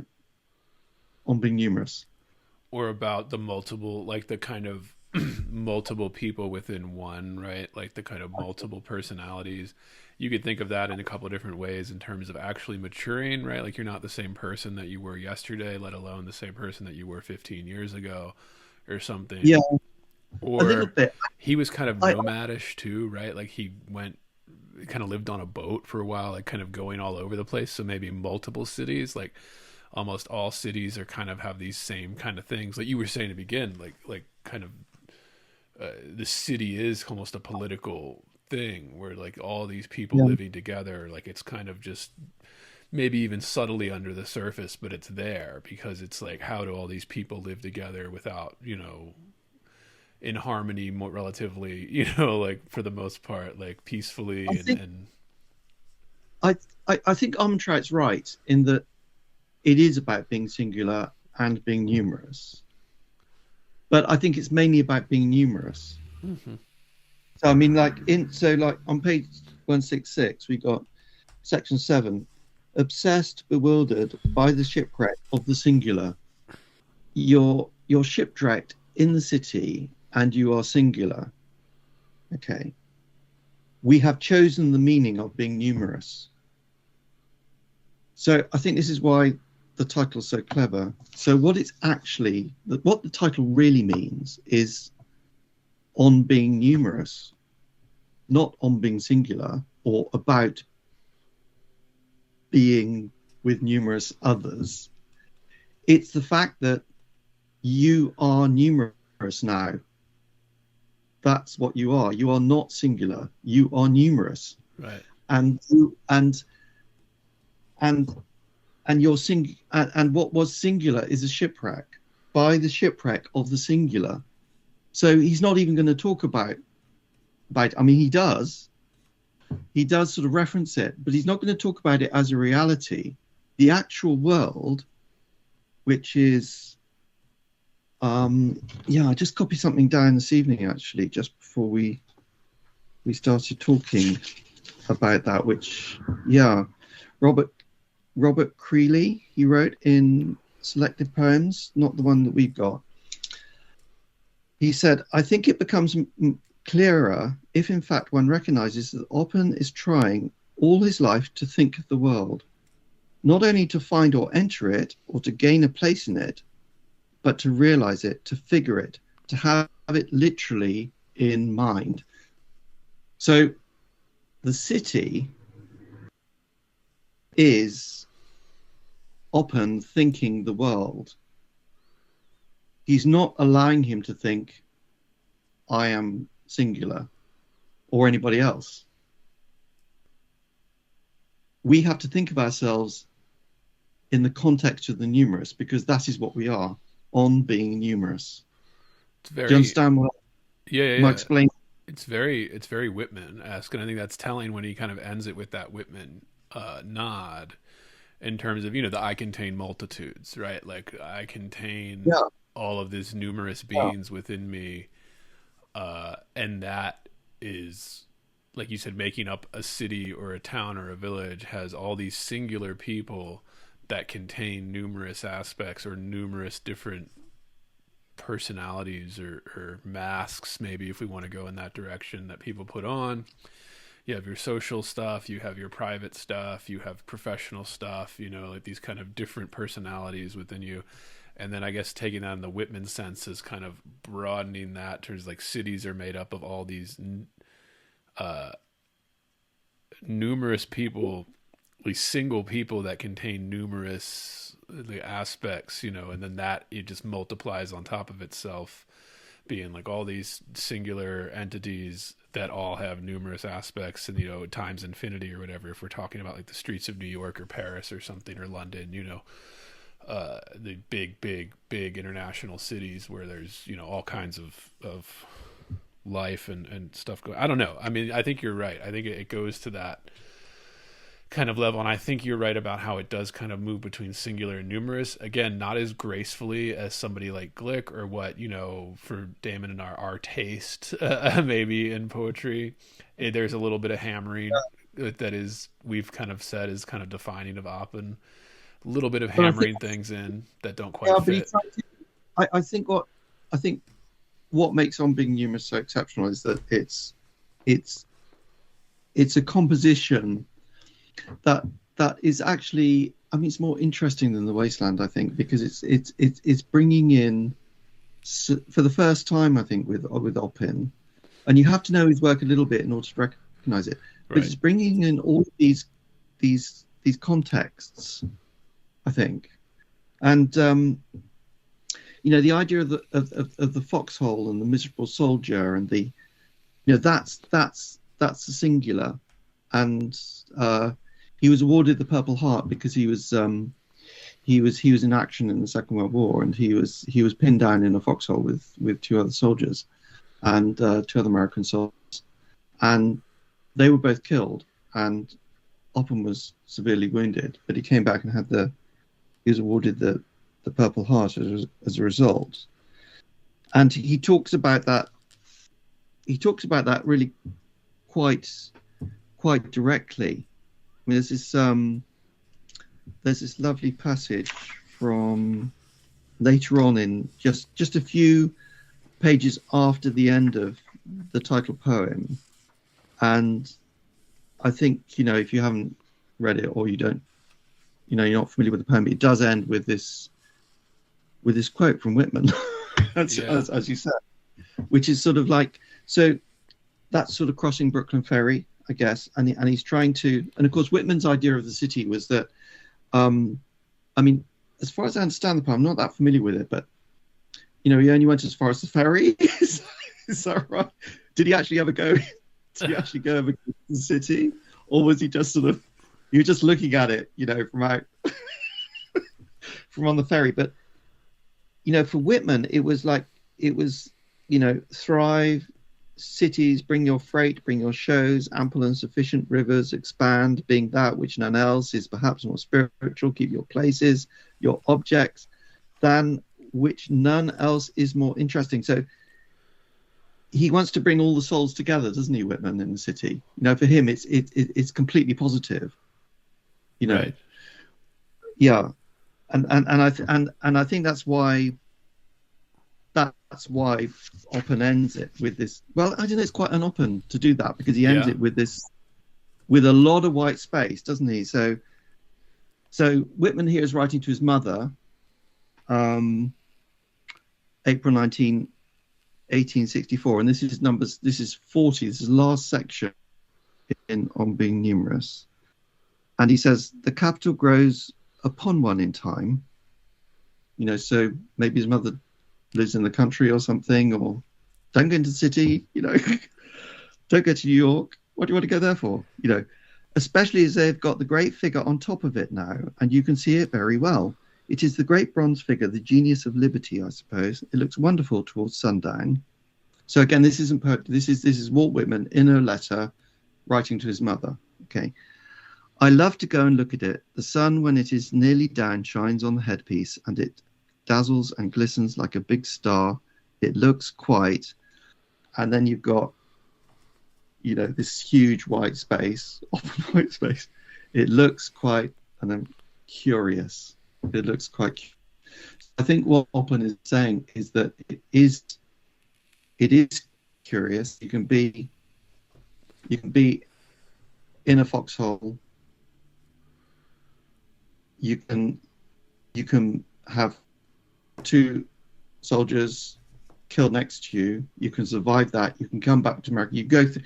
I mean, I made a list of Oppen's life. I mean, I had to read it about 4 or 5 times. Right. I thought, how can could this already all happen to just one person? You're like, what? Then that happened, and then that happened, that happened. And all of that stuff is singularity, right? That's happened to him. Hasn't happened to everybody. And so I think he's saying it is quite curious how we are how numerous, and yet we all carry these personal histories. We all carry the singularity. Yeah, particularly that kind of Whitman with the kind of the capital.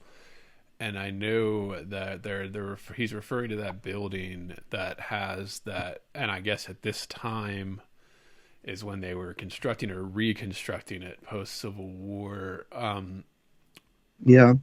Where there's, I don't know, that for so much that's said about buildings and things like that, and again, we've been talking kind of romanticism. How much should we romanticize it? Again, it's a theme on this podcast. We talk about it all the time, but I think there is something to romanticizing the buildings of a city, and the numerous kind of beings, that the single beings that are all numerous in themselves coming together and putting up this symbolism of. And maybe it is something about, like he literally died for this or was close to death for this. Again, maybe against his will, he was drafted in. So it's not like he was some staunch patriot or whatever. And I mean, most people were back then, but I mean, drafted in, I mean, but like it I mean, it definitely goes all over there. But the city is, it's kind of, it's unresponsive, but at the same time, I mean, there's this passage in section 8 where there's a book called Open, A Radical Practice by Susan Thackeray. And Thackeray picks this up, and she says that the love of fate, for her, so for Armentrout, it's all about being singular and being numerous. And then for Thackeray, the sort of center of on being numerous is this love of fate. And it comes from section 8. And it goes, amor fati, the love of fate, for which the city alone is audience. Yeah. So for Oppen, it's that the city is the audience. It provides numerous witnesses to our dilemmas. So it's not like Whitman at all, is it? Where there's this sort of brotherhood, sisterhood, humanityhood, souls of man, of everyone, right. All incredibly exciting and thrilling. The city and this is when I wondered about whether he really was talking about city or whether he was talking as much about poetry itself. Numerous witnesses to our dilemmas and to our desire to transcend the singular experience of things, and he calls that instant archaeology. I mean, that's quite a phrase, isn't it? So, being in a foxhole or, some great shift in his life, he calls that instant archaeology. So it's like, it's not really relevant because the relevant thing is you're numerous. Yeah. That's what's relevant. There is something to cities too, and like there's each city has like a vibe to it, for lack of a better terms. Like there's an energy that just exists from all these different people buzzing about, right? Like there's like listeners that have been to New York City or any of London, these cities that have millions and millions of people that are constantly, the cities that never sleep because there's constantly something going on. There's constantly people riding the subways or the undergrounds, the tube, as they say in England. I think, Andrew, that's a Whitman. You're definitely bringing in your Whitman here, I think, because I think it even just feeling it. Like I remember when I was a kid, the first time I went to New York, and I grew up in not a small city, but small compared to New York. And then we go to New York, and the minute you step off the train, and you're kind of everything's moving around you, there is an energy that you feel coming, and I think you can do this for any city. It's different in other cities. Like I always talk about the vibes of the cities and kind of what you get out of it when you're just there. You're not interacting with anybody, you don't have to necessarily be doing anything. You're just stepping off a train and there is this life force that's just constantly hitting you in the face. And I think it's particularly true of the very large cities like New York and London and stuff, like when you go to those cities, there's just a buzz around you, just because of all these different people. Yeah, but you're forgetting the objectivists. Yeah. But for Oppen, nothing's happening. Right. It's all still. It lacks a center. So to go back to Tourist Eye, the lights that blaze and promise, where are so many? What is offered in the ball and nest of lights? What is offered there? I mean, you've just characterized it by all the things that you felt when, sort of spinning vortexes of, right, vitality and happening. People, that's not how he sees it. The land lacked center. We must look to the Lever Brothers, based in a square block, 1,000 lives within that glass. So they're like not doing anything exciting. They're just in the Lever building. They've sort of melded to the object, what is the final meaning of extravagance? Why are the office buildings, storehouses of papers the centers of extravagance? He's sort of asking that. He's asking that question, and I think in section 17 I put down the roots of words dim in the subways. He wants to say, in other words, the man who's experiencing, or the person who's experiencing singularity, he wants to say his life is real. No one can say why. It is the air of atrocity, an event as ordinary as a president. Yeah. Well, what's more ordinary than a president? Right. That's not really very exciting, is it? Even the president isn't very exciting. Yeah, this is why I was thinking, like, kind of when we talked earlier about being a little confused about it. I'm not sure that even Oppen, because in order to be totally objectivist, in the sense that the kind of a vague idea that we get from even just trying to figure out what it is during this conversation, I don't quite believe that anybody can do that. Like that you have to, that it takes. Is it really honest to pretend that there isn't this, like massive kind of Whitman-esque energy and stuff inside that glass building that has, millions or thousands of office workers pushing paper? It could be a dull energy. It could be like a boring energy. But I mean, you say is it honest? And I really get that. I really, really do. But I think that Oppen's saying something really quite simple here. I think there's a simplicity in the middle of all of this. We used to sort of think of Eliot again. You think you used to think about all these sort of things that are being brought in, and Oppen does do that, but he keeps this sort of fundamental stillness in this poem, which is like, it's a big poem. It's talking about a city. There aren't, it's a big modernist theme, and yet it's very sort of, it's got this lovely quality, really. If you suspend your disbelief. So I mean, going back to that book by Susan Thackeray, George Oppen, A Radical Practice. She quotes the philosopher Giorgio Agamben, I think. Giorgio Agamben. So what do you think of this, Andrew? So this is the quote. One can exist outside the language as what has already been said.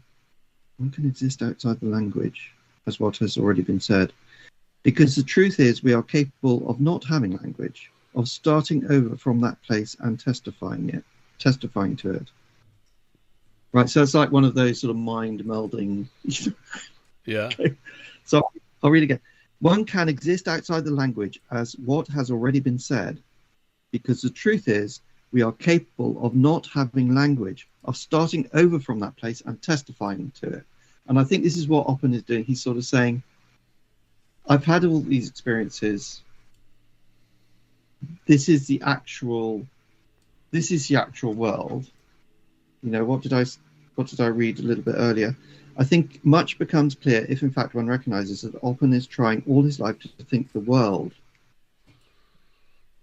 Right. to have it literally in mind. You know, he is literally, I mean, I know it's an overused word these days, so I hesitate to use it, but he, in any context, actually. No, but he is assembling this architecture that we associate with the city. That's what he's doing. And he's holding it all together. He's not breaking it down.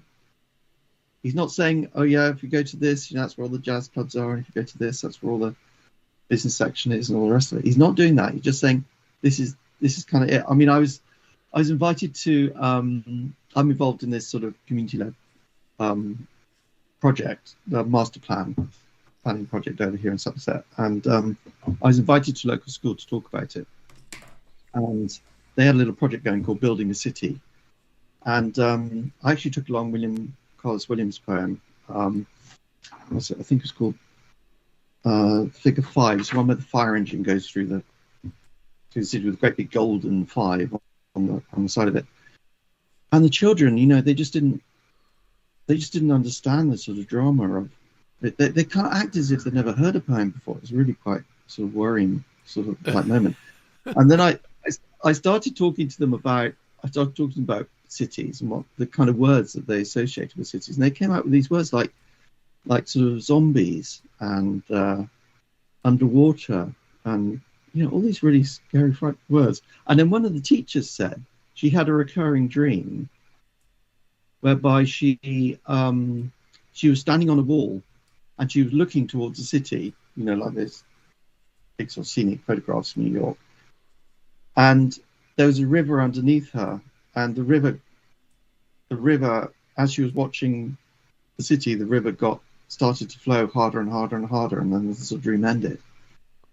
And there's all these negative associations with cities, you know, but Oppen's not doing that. He's just creating this sort of abstract world, really, in which, you know, we are all numerous. I mean, this section 9, he says, yet I'm one of those who from nothing but man's way of thought and one of his dialects and what has happened to me have made poetry.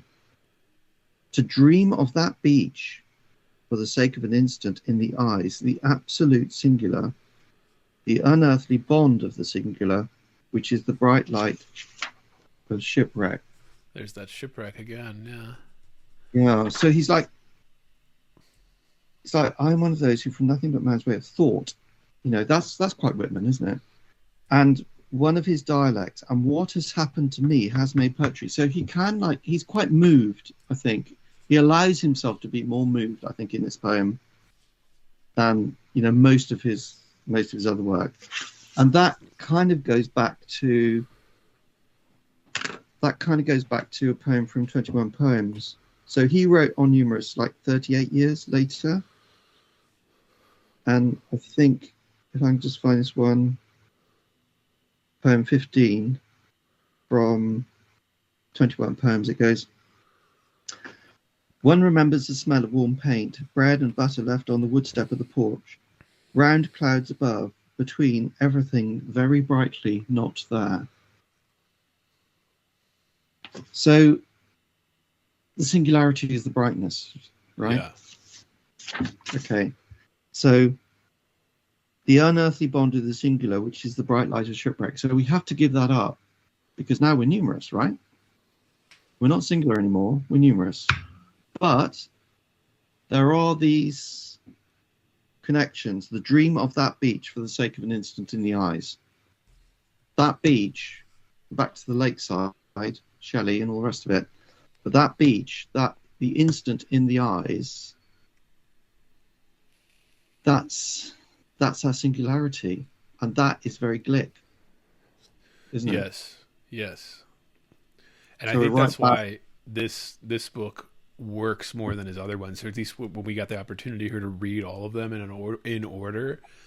I think that's why this book was something different. It was a little bit, I don't want to say refined, because that's not quite his style. And look at how long it is. Like, it's not like he was refining it down, or maybe he did, but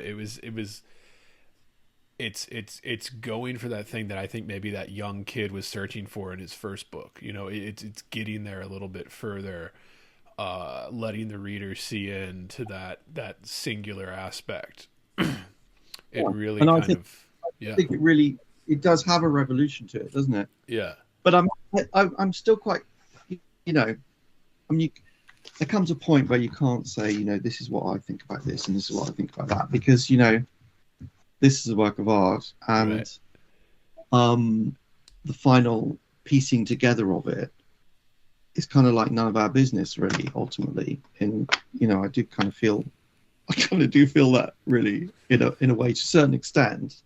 But there is it okay if I'm just going to read this poem by Franz Wright, who's one of my, you know, favorite poets, I guess. And this is just another way of writing about the kind of things that Oppen writes about, but I think in a more successful way. And that's not necessarily criticism of Oppen, because he was embarking upon this, you know, stinkingly intellectual, to use William's description of objectivism, project, which he kind of stuck to, like, you know, all his life. You know, you've got to respect that. You've got to respect that, really, if you can, right? But I don't know, this Franz Wright poem, you know, it's I know, I find it a bit more rewarding. So it's called, and you can pick any, you know, Franz Wright's poems from another Pulitzer Prize winner, Walking to Martha's Vineyard. So this one's called Circle Drawn in Water.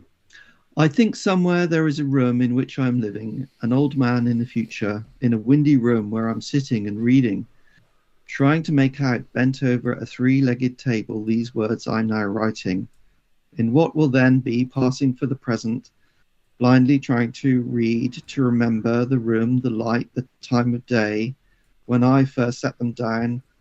What a pile of shit, I'll say. And what was her name? What the hell was her name? I would slowly get up then and walk to the window this time, this place dear to me, even in the muteness, the absolute unsayableness of the simplest thing in pain, the way it was, exactly as it was when I began. I don't know, it just feels more like a poem somehow. Doesn't it? Yeah, there's something about stripping stuff down. So, and I'm open to all of that. Obviously, I think everybody should be. Like, if you appreciate the art form, you have to appreciate all these aspects. But, like, once you strip something down, it leaves it feeling very cold. It leaves a reader feeling very cold. You know, like you're not, like you're missing something. Whereas the one you just read, it you don't get left with that coldness at the end. You feel like you've gotten the whole thing. So there's benefits and negatives to every technique. Obviously, most listeners to this know that, but it just, like it's, you know, you have to kind of feel it out there, and maybe I don't know, maybe like Oppen does kind of leave me a little cold with some of the... Completely. I mean, a lot of poetry, you know, it doesn't even survive the first word, let alone the first line, right? So, you know, I mean, completely, but I mean, if you're drawn into another poet from appreciating another, you know, a different poet, like I was, and with Oppen, you get to these kind of adventures that otherwise you would never. I mean, I wouldn't have read On Being Numerous, I don't think, if I hadn't been sort of tempted into it by Glick and what was going on. Yeah. And then, I mean, she's got a poem, October, hasn't she? One of her great poems, October, and I mean, that's almost like co-written between the two of them. Yeah. You know, and you don't take these great. Sometimes you just don't take these great adventures, you know, because like poets, they're just like sort of, like I suppose almost like, I suppose Oppen would call them objects, like just standing up. Instant archaeology, no, the opposite of instant archaeology, which is underneath the pattern of the actual world, and those are the things that sort of stay and remain, and you think, well, I'll read that one, but you still think of them as separate, but then sometimes they're not separate, and poets don't always tell the truth, do they? Right. You've got to be aware of that. Which is a technique. I mean, like, and that's fine, right? Like, you can lie or you can fictionalize, and that can be a technique that helps. Yeah. But what did you think of the second poem in this historic pun? I have to say, this is the one, when I read it, it might be the one that worked for me the most. Which is that? It's the second poem in the Of Being Numerous collection, and it's much shorter than the bulk of this collection. Listeners, those that haven't read it, is basically like 2 poems. Of Being Numerous is the longest, and this one called Root, which is very long as well, and written in the same style. And then there's kind of these smaller, let's say more traditional, although it's Oppen, so it's not totally traditional, kind of little ones in between. And there's only, I think, like 6 poems or something in this whole collection. But the historic pun one, I thought, might be more traditional in terms of what I got from it was just kind of, this struck me as the most concise thing I'd ever read by Oppen. Like, kind of like, this is like, it kind of turns in on itself, it turns too inward at the end, but I just think it's one of the ones for him that just works for me better than. Which is the actual section in Root? Because it's what have we got? We got 14 sections. Is that right? Yeah, 14 sections in Root. Yeah. And it was interesting too with the kind of comparison between his prose and his prose sections. I was kind of staying away from that, because that's like sort of that's like a sort of appendices, isn't it, to On Being Numerous? It's like, oh, okay, so there's references to helicopters and being hunted, and the fair and true, he says, where the Germans had declared, I'm reading it from the text here, the Germans had declared Alsace a part of Great Germany. Therefore, they had drafted men into the German army, local men into the German army. Many men learning their own way that they were to be called dug a hole, and the word became part of the language fair and true, which is reference to the foxhole, obviously. But right. what was the reference you were talking about there? The was it a pond or something? I haven't come across that. The historic pun poem where he's just Les Petites Vies, a young man called it later. It had been the last thing offered. In that way, a way of behaving, a way of being in public, which we lacked. And I think this gets at the same type of theme of numerous, like this kind of a way of being in public versus private. If there was doubt, it was doubt of himself. That's very Glick too. Again, Glick being very Oppen, maybe it was, well, we should say it because we're going in the opposite direction, but listeners understand it was Oppen that came to influence Glick and so forth. But it's fun to call back and forth. But finding a force in the cafes and bistros, force of the familiar and familiars, the force of ease. That is very, oh man, just Glick definitely knew that. Force of ease. So if I'd have quoted that at the beginning, you would have put that down as Glick and not Oppen. yeah. There were and listeners, that's interesting too, because there was something so much similar to a lot of it that when you put the lines like that, you can really see how influenced she was by this. Yeah, you can. But yeah. So yeah, I mean, maybe we better draw to close there. But I kind of just wanted to mention that I've started working on this. I've started working very recently on a choral libretto, which I've never done before with a local musician, and I've found the way that Oppen writes sort of is quite sort of, he's sort of fitting into the project somehow. because he creates this kind of flat landscape. And I prefer flat landscapes to white spaces. I think white spaces is sort of got a lot of lexic connotations, doesn't it? Sort of let's deprivilege words and let's chop things up. Yeah, you know. yeah. You know, whereas a flat landscape, I think Oppen does flatten the landscape, and that really it's sort of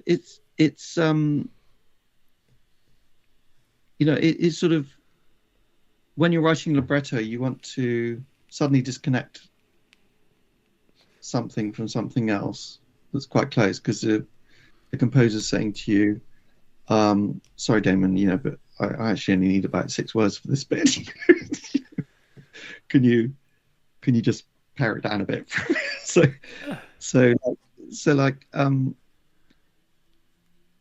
you know, so like the word God, for example, you know, is sort of quite happy just being on its own. Right. You know, it doesn't need any preceding definition really, because you're bringing your own meaning. You're bringing your own meaning to it. So I just thought that sort of like maybe quite a sort of happy way to end this episode on, that there are still Oppen tasks. You know, there are still tasks in poetry and poetry writing for which Oppen is extremely appropriate, and you know, it's not all, you know, trying to tackle this sort of very idiosyncratic way that he has of writing poetry.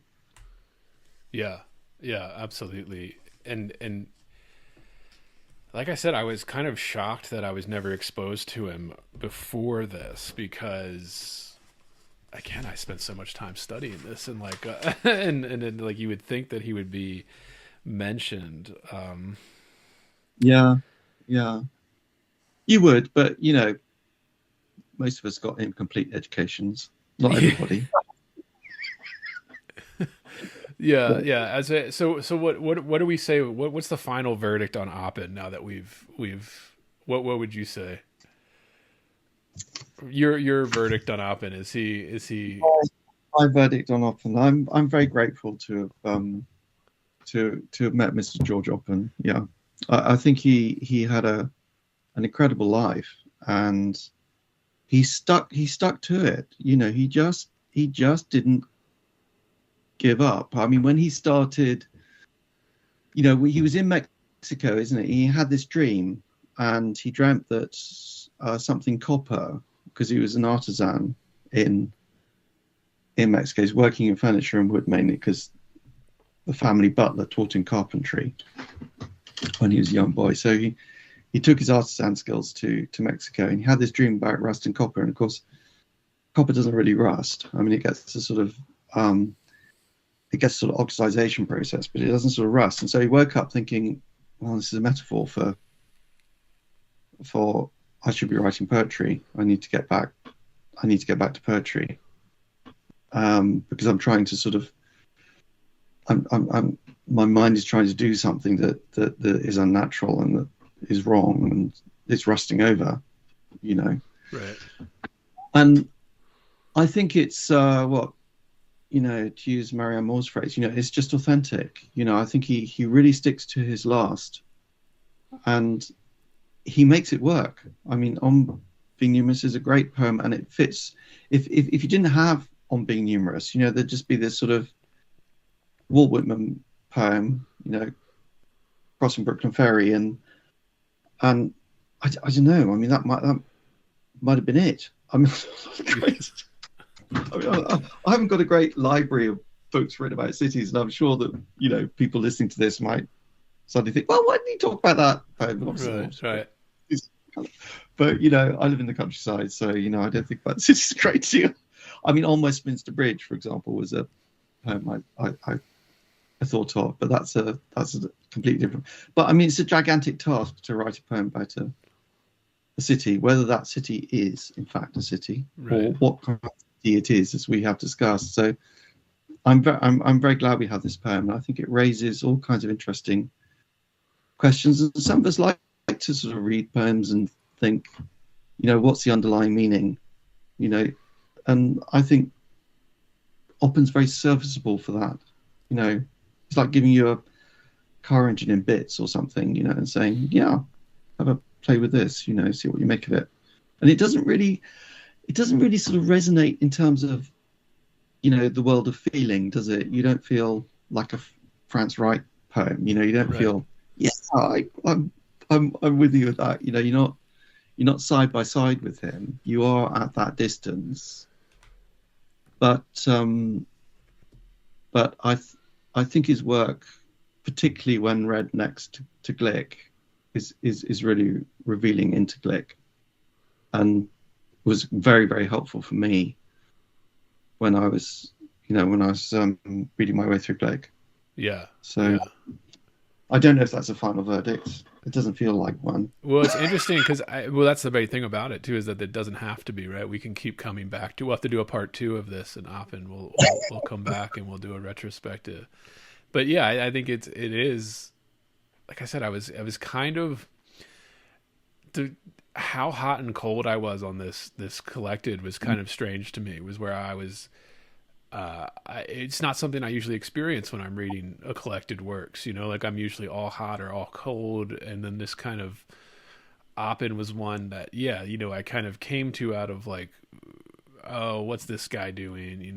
Like what's this guy? Why have I never heard of him? And then you kind of getting into it for this, and then talking to you about it, like I'm kind of like, oh, you understand a little bit more, and you can't write it off like I would have if I didn't take this deep dive.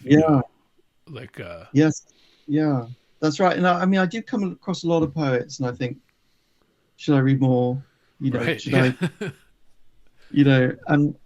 And you do, well, it's called the ick, isn't it, these days? Yes.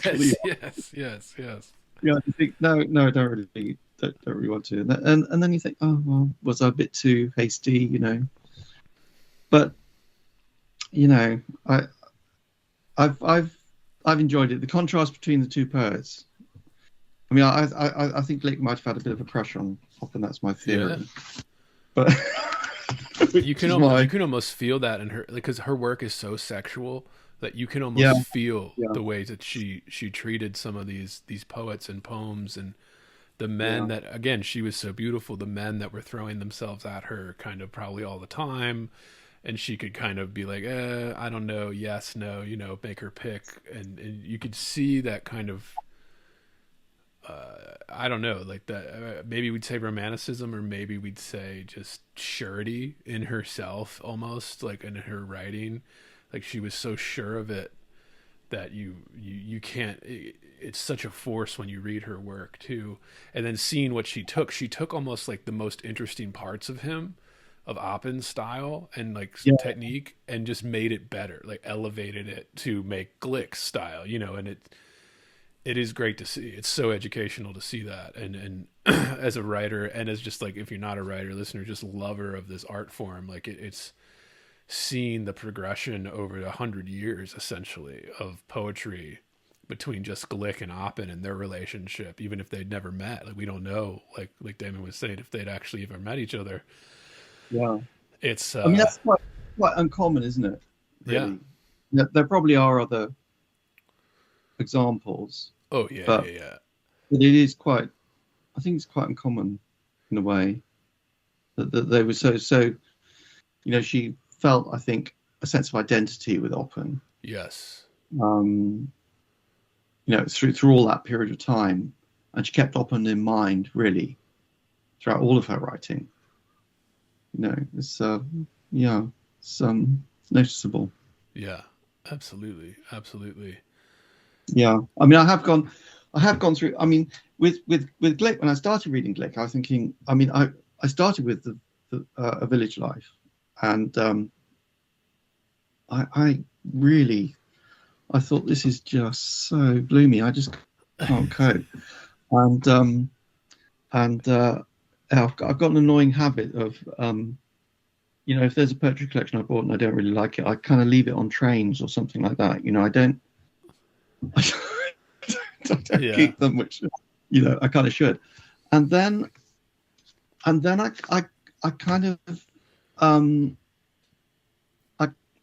I kind of came back to her, I think, and and I bought this big. I thought, I suppose it was after she died, wasn't it, in 2023? Yeah. I wrote this poem about Albion Square, which is like sort of imagining this sort of, it's a place in London, it's a real place where it's sort of perfect for poets. It's got some sort of, it's like a kind of horseshoe garden with massive plane trees and sort of benches at the end. And I kind of imagined that, everybody was sort of coming to sort of sit on these benches and feel sad about Louise Gluck dying.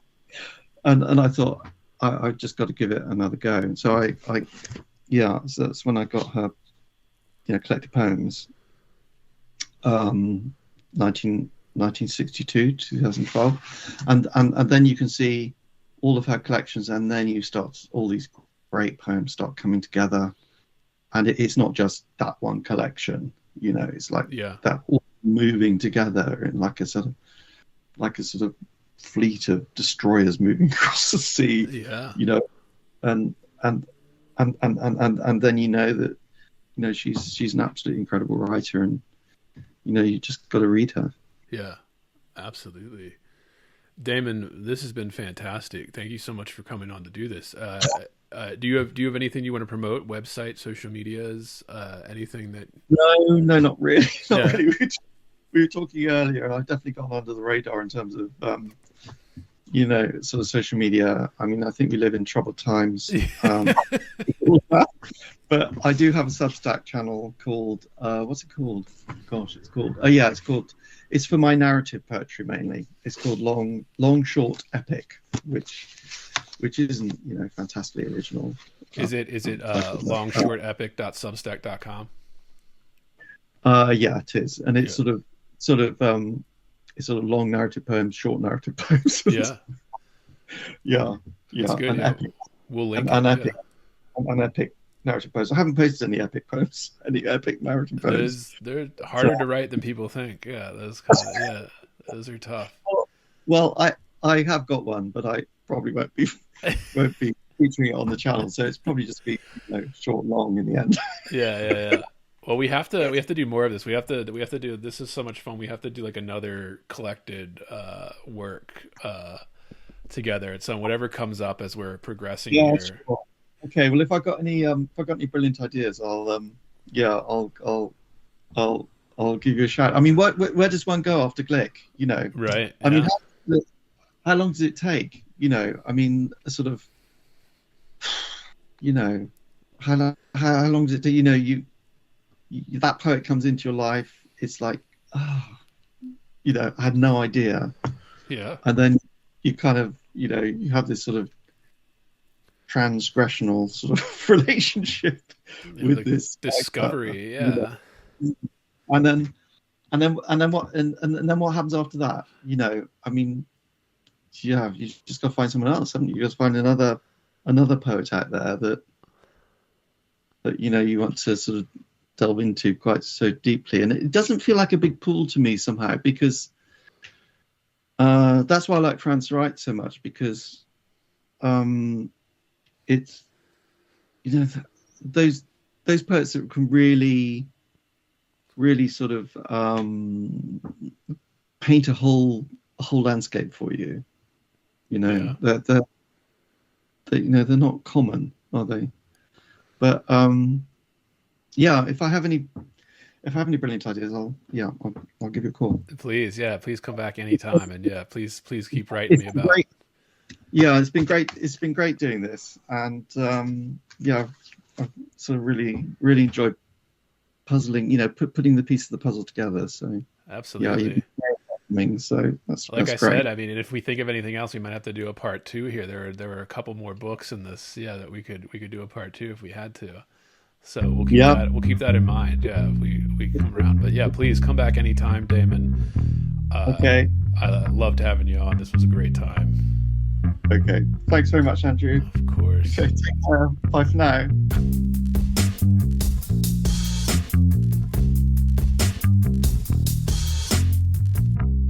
Heavy. Bored. Heavy. I am heavy. Bored. I'm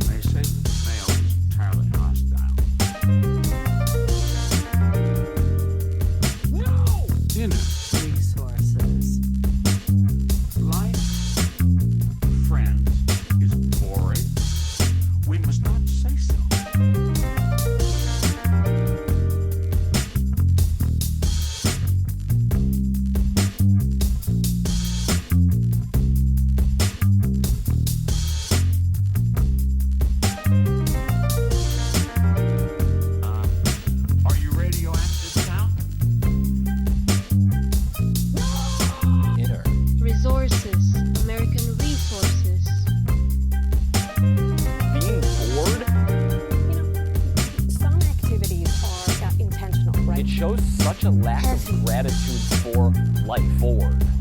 I aspire to boredom, I should say. Bored. Heavy. I am heavy. Bored. Has you the night sweats and the day sweats, pal? Pal, I do.